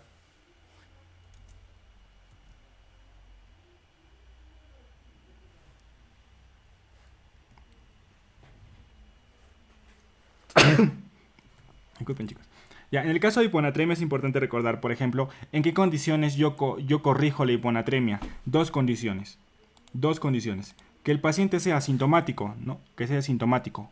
Que tenga síntomas sobre todo de sistema nervioso central. Por ejemplo, convulsiones, alteración de estado de conciencia. Si es sintomático, tú vas a corregir. Y otra cosa, que sea una hiponatremia severa. ¿Cuánto es una hiponatremia severa? Menos de 120 o 125, ¿de acuerdo? Ya, menos de 120 o 125, cualquiera de los dos. Ya. Este paciente va con corrección de sodio. ¿Y cómo corriges el sodio? Tienes bastantes fórmulas. Pero ¿qué es lo más importante? Que tú en 24 horas no tienes que corregir más de 8, ¿no? No tienes que corregir más de 8. Tiene que ser menos de 8. Menos de 8. Entonces, lo que tú tienes que corregir es menos de 8. ¿No? Menos de 8 miliequivalentes por día. 8 a 10. ¿Qué pasa si tú corriges más de 10? Te produce mielinolisis espontánea. Entonces, este síntoma de de mielinolisis espontánea está más asociado a hipernatremia. Más a hiponatremia. En el caso de hipernatremia, no, recuerda, por ejemplo, la etiología más frecuente es uno, iatrogénico, ¿no? Iatrogénico. Y dos, es las diarreas. Pero ¿qué es lo que pasa? Tú tienes tanta cantidad de sodio en sangre en el medio interno que tú en el cerebro vas a tener un flujo de agua, ¿no? Del intra al extracelular. ¿Eso qué va a hacer? Va a hacer que el cerebro se vuelva más pequeño y va a ser desgarro de vasos sanguíneos. Y eso se traduce como hemorragia cerebral. Perdón, chicos. Hemorragia cerebral. Entonces, es el efecto más importante de hiponatremia, ¿no? Hipernatremia. A diferencia de la hiponatremia, ¿no? La clínica más frecuente es letargia, ¿no? Pero si tú corriges rápidamente el sodio, ¿no? Generarás una mielinolisis espontánea. ¿Cuál es la clínica de una mielinolisis espontánea? Es un paciente que tiene cuadriparesia, ¿no? Cuadriparesia después de la corrección rápida o abrupta del sodio, ¿no? ¿En cuál de las siguientes estructuras renales ejerce la aldosterona su acción sobre el sodio y el potasio? ¿Túbulo colector? Acá es túbulo colector, ¿no? Bien, entonces en el túbulo colector, ¿qué tenemos? Tenemos canales epiteliales de sodio, ¿no? Estos canales epiteliales de sodio nos permiten reabsorción de sodio, ¿no? Y tú reabsorbes sodio y eliminas potasio, ¿no? Por acá. Bien. Podemos bloquear estos canales. Dos formas importantes. Uno, antialdosterónicos, espironolactona o eplerenone, ¿no? Pero podemos bloquear directamente estos canales epiteliales de sodio. podemos bloquear directamente los canales epiteliales de sodio. Ya. ¿Cuál es la indicación de espironolactona o eplerenona? Muy importante. Hipertensión. ¿Pero qué tipo de hipertensión? Hipertensión refractaria, ¿no? Refractaria. O ese paciente que le has dado el tratamiento óptimo con el núcleo base de los antihipertensivos y que este paciente no responde, ¿no? No responde al tratamiento con antihipertensivos. Entonces, ahí podrías agregar espironolactona. ¿Qué condiciones más? Ascitis. Acuérdate que también, por ejemplo, pacientes con insuficiencia cardíaca congestiva, darías tú al antialdosterónicos, espironolactona o eplerenone, cuando estos pacientes sean sintomáticos, NIHA 2, 3, 4 o que tengan una fracción de eyección menor de 35%. Esos pacientes está indicado la espironolactona. Otro paciente con síndrome nefrótico. Si te preguntan cuál es el diurético de elección en pacientes con ascitis y cirrosis, vas a pensar en espironolactona. Otra indicación importante, hiperaldosteronismo primario. ¿Cómo era la clínica del hiperaldosteronismo? Ese paciente con hipertensión más hipercalemia. Si ese paciente tiene hipertensión más hipercalemia, tú pensarás en hiperaldosteronismo. Pero si ese paciente tenía hipertensión más hipercalemia más una disminución de aldosterona, pensarás en síndrome de Liddle. Dos formas. Este paciente con hiperaldosteronismo, ¿con qué lo tratas? Espironolactona. Pero este paciente con enfermedad de Liddle, ¿con qué lo tratas? Con amiloride.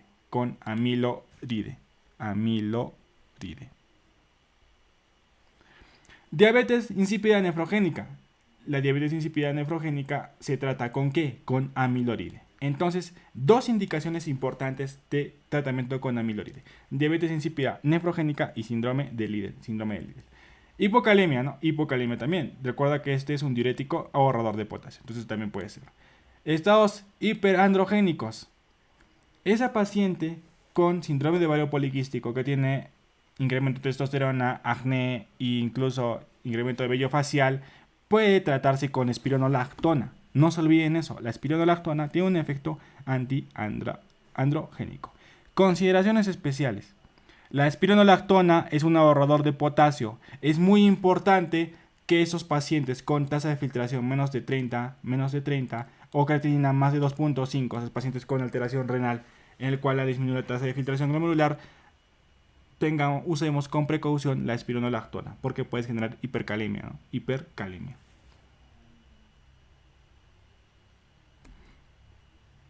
Mujer de 40 años con 3 días de diarrea intensa, deshidratación severa, diuresis menor de 0.5 mililitros kilogramo por más de 6 horas. Al examen, presión arterial 90-60, frecuencia cardíaca 98, frecuencia respiratoria 25. ¿Cuál es el diagnóstico más probable? A. Insuficiencia postrenal. B. Perrenal. C. Glomerulonefritis aguda. D. IRC estadio 3. E. IRC estadio 4. Una insuficiencia prerrenal. En este caso, una insuficiencia prerrenal, ¿no? Te tienen que hablar ese antecedente, ¿no? Por ejemplo, este es solo 3 días, ¿no? Diarrea intensa, deshidratación severa que genera diuresis menor a 0.5 por más de 6 horas. Un criterio diagnóstico, ¿no? Un criterio diagnóstico de insuficiencia renal, perrenal en este caso, ¿no? No se olviden de los datos clínicos de laboratorio. ¿Cuándo saber prerrenal, postrenal? Prerrenal siempre asocienlo a mecanismos compensadores. Ese paciente tiene incremento de aldosterona, tiene incremento de vasopresina, tiene incremento del tono simpático. ¿Eso qué va a hacer? Vas a reabsorber sodio y agua. Entonces, ¿cómo está tu orina concentrada? Sodio urinario menos de 20, porque está reabsorbiendo sodio. Fena menos del 1% y tu orina estará concentrada más de 500 o una densidad más de 1012, ¿no? Más de 1012. En la renal es lo opuesto, ¿no? Se han perdido estos mecanismos compensadores y tú excretas sodio y agua. Entonces, ¿cómo estará tu sodio? Más de 20 tu fena más de 2%, ¿no?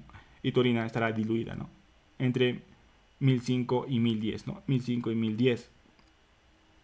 Entonces no se olviden esas dos formas de diferenciar insuficiencia perrenal de la renal. Vamos al siguiente. Varón de 60 años con enfermedad renal crónica por nefropatía diabética. El examen creatinina de 4, urea 88, sodio de 123, potasio de 7.5. ¿Cuál debe ser la actitud inmediata? A, insulina. B, gluconato, ¿no? Gluconato de calcio. Gluconato de calcio es la respuesta. Entonces no se olviden, chicos, que el tratamiento inmediato es gluconato de calcio. Pero tú tienes que redistribuir este potasio. ¿Con qué lo haces? Puedes utilizar salbutamol, un beta agonista beta 2 adrenérgico, o puedes utilizar insulina más glucosa, ¿no? No te olvides, 10 unidades en 500 ml de dextrosa. Después puedes utilizar diuréticos. ¿Cuál es el mejor? Diasa. Es el que más excreta potasio, ¿no? Es el que más excreta potasio. Bien. Vayamos acá. Mujer de 40 años. Consulta por cefalea y epistaxis. En los últimos 2 meses ha presentado baja de peso, cansancios, náuseas y diuresis disminuida. Madre en tratamiento de diálisis. Radiografía. En abdomen, riñones aumentados de tamaño. Examen palidez de piel y mucosa. Presión arterial 170-100. ¿Cuál es el diagnóstico más probable?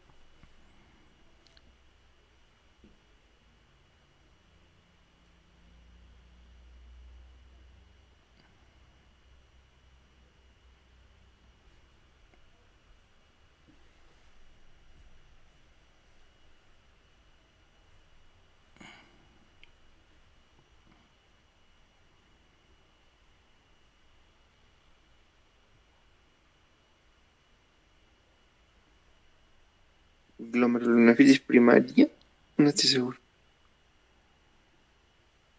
O pielo crónica. Ya. En este caso, esta es una pregunta un poco complicadita también, ¿no? Complicadita, pero vamos a ver los datos más importantes, ¿no? Primero, ¿quién es tu paciente? Es una mujer de 40 años que viene por presentar cefalea y epistaxis. Esto te puede orientar un poco al diagnóstico, ¿no? Un poco al diagnóstico. En los últimos 2 meses ha presentado baja de peso, cansancio, náuseas, diuresis disminuida, ¿no? Puede estar asociado a la patología renal. Pero esto es lo más importante. Tiene madre en tratamiento de diálisis.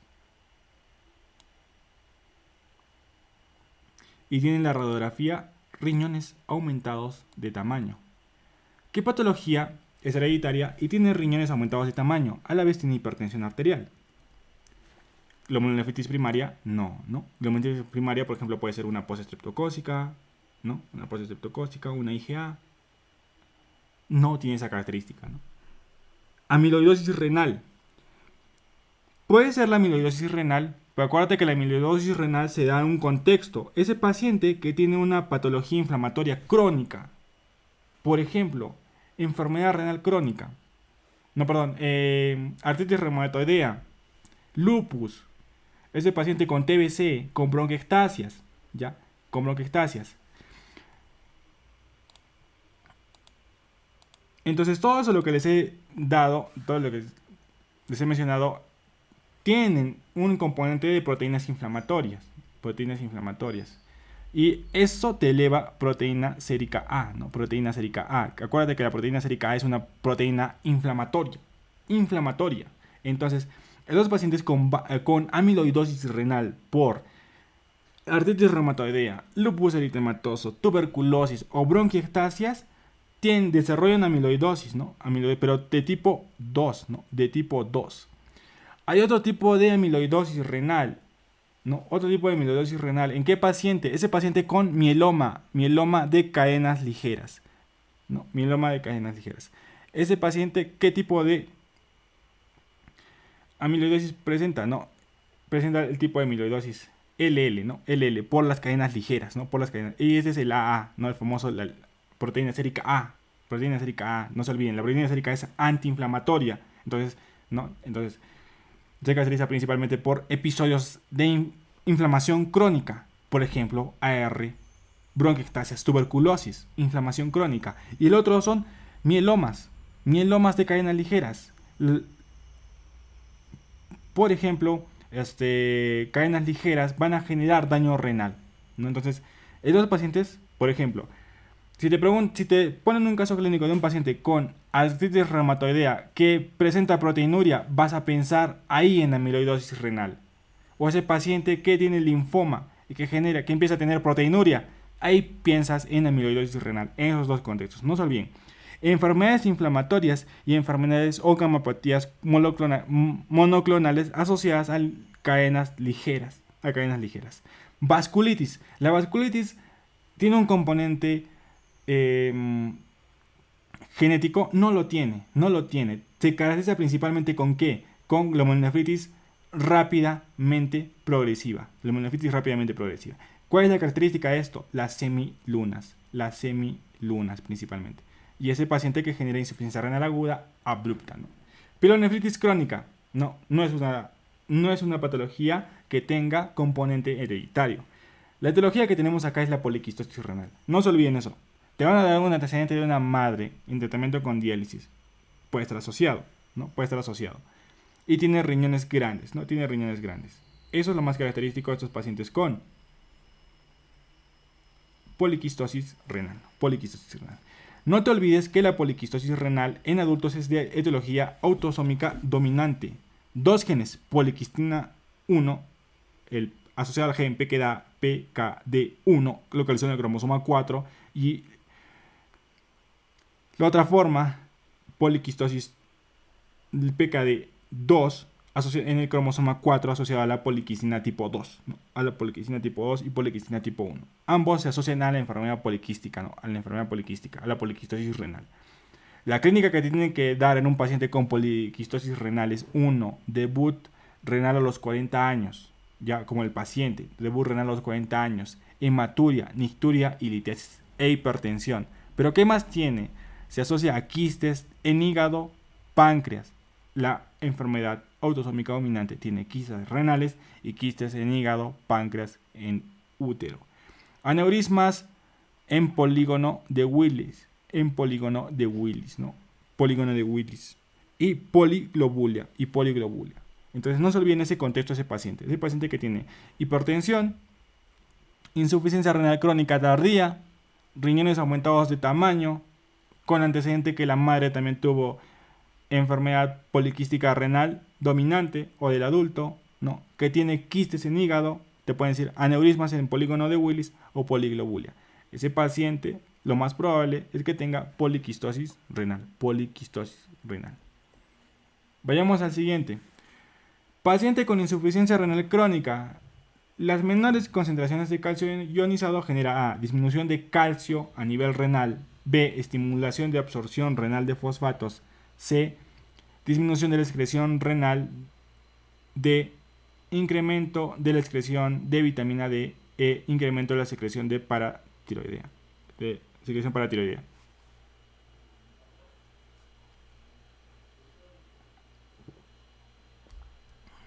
E.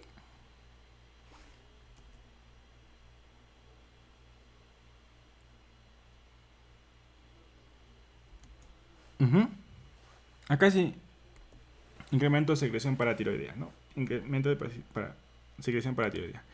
Vayamos un poco a la fisiopatología. No sé por qué no ha salido la animación. Ya, entonces, recuerda que en enfermedad renal crónica tienes, primero, ¿qué es importante? Ese paciente que tenga una disminución de la tasa de filtración glomerular por menos, ¿no? De 60 por 3 meses. No se olviden, por 3 meses. ¿Qué más debe tener? Debe tener alteraciones anatómicas.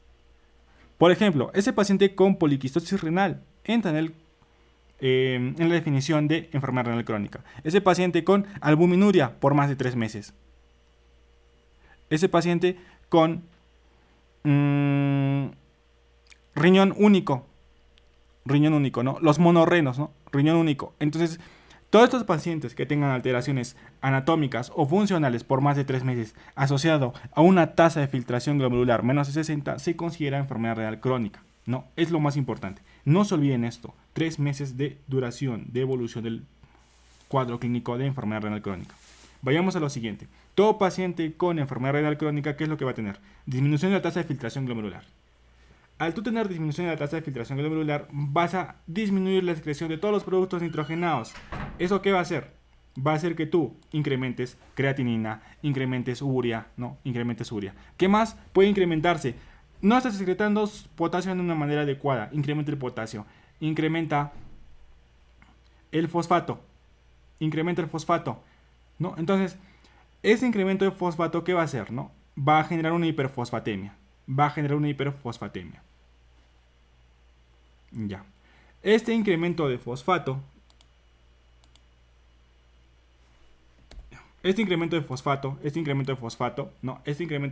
va a generar hiperfosfatemia. Esta hiperfosfatemia, ¿qué va a hacer? Va a hacer que se produzca una proteína, el incremento de factor de transcripción fibroblástico tipo 23, ¿no? Tipo 23. ¿Esto qué va a hacer? Va a hacer que el calcitriol haya una resistencia al calcitriol, ya principalmente, haya una resistencia al calcitriol. Entonces, esta hiperfosfatemia, va a incrementar la síntesis del factor fibroblástico de crecimiento tipo 23. ¿Esto qué va a hacer? Resistencia al calcitriol. Este exceso de hiperfosfatemia va a estimular al incremento de paratormona. Dos cosas importantes. Este incremento de hiperfosfatemia va a hacer que el calcio caiga y te genere una hipocalcemia. Entonces, eso te va a incrementar la paratormona también. Y que se produzca el factor de crecimiento fibroblástico 23 y a la vez una alteración renal va a disminuir la síntesis de calcitriol. ¿Eso qué va a hacer? Va a incrementar la síntesis de paratormona. Entonces, ¿esto en qué va a conllevar? Va a llevar a que tú tengas un hiperparatiroidismo secundario. Acuérdate, el hiperparatiroidismo primario se caracteriza por hipercalcemia, pero hipofosfatemia. El hiperparatiroidismo secundario, el evento, se podría decir principal, es la hiperfosfatemia, hiperfosfatemia. Después este paciente va a generar a hiperparatiroidismo terciario, Es por eso que este paciente con enfermedad renal crónica tenemos que evitar la hiperfosfatemia, A la vez, este paciente con enfermedad renal crónica tiene retención de hidrogeniones. Te va a generar acidosis metabólica. ¿Qué tipo de acidosis metabólica se presenta en el paciente con enfermedad renal crónica? Con anion gap elevado. Entonces, los pacientes con acidosis metabólica con anion gap elevado pueden ser de dos tipos. Uno, por incremento de producción de hidrogeniones. Dos patologías a la cabeza: cetoacidosis diabética y intoxicación por etilenglicol o alcohol. Dos patologías. Otras patologías por disminución de excreción de ácidos. Entonces tú vas a incrementar los ácidos, pero no lo estás produciendo, sino lo estás disminuyendo la excreción. También te elevan el anion gap. Entonces, ¿qué pacientes tienen retención de hidrogeniones? Este paciente con enfermedad renal crónica y el paciente con insuficiencia renal aguda. Entonces no se olviden. Los pacientes con acidosis metabólica con anion gap elevado pueden ser por un incremento de la producción, por ejemplo, etilenglicol, o pacientes con cetoacidosis diabética, o pueden ser pacientes que tienen una disminución de la excreción con retención de hidrogeniones, como por ejemplo enfermedad renal crónica o insuficiencia renal aguda. No se olviden esos dos episodios.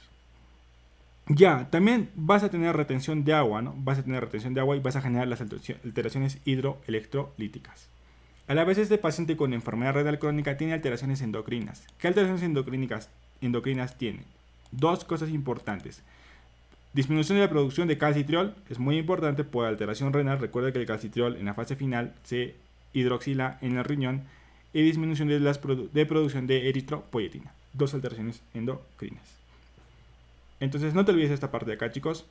La hiperfosfatemia es un evento importante para el desarrollo de hiperparatiroidismo secundario e hipocalcemia.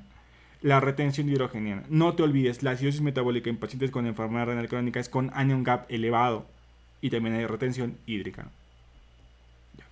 Con respecto al síndrome nefrítico, marque la alternativa incorrecta. A. Cursa con hematuria. B. La causa más frecuente es post-glucósica en niños. C. Cursa con hipertensión. D. Puede llevar a oligoanuria al paciente. E. Cursa con proteinuria más de 3.5. La E. Está así, ¿no, chicos? La E, ¿no? La E. Cursa con proteinuria más de 3.5. Bueno, chicos, eso es todo lo que les he preparado. Muchas gracias, Pedro. Estaba súper genial.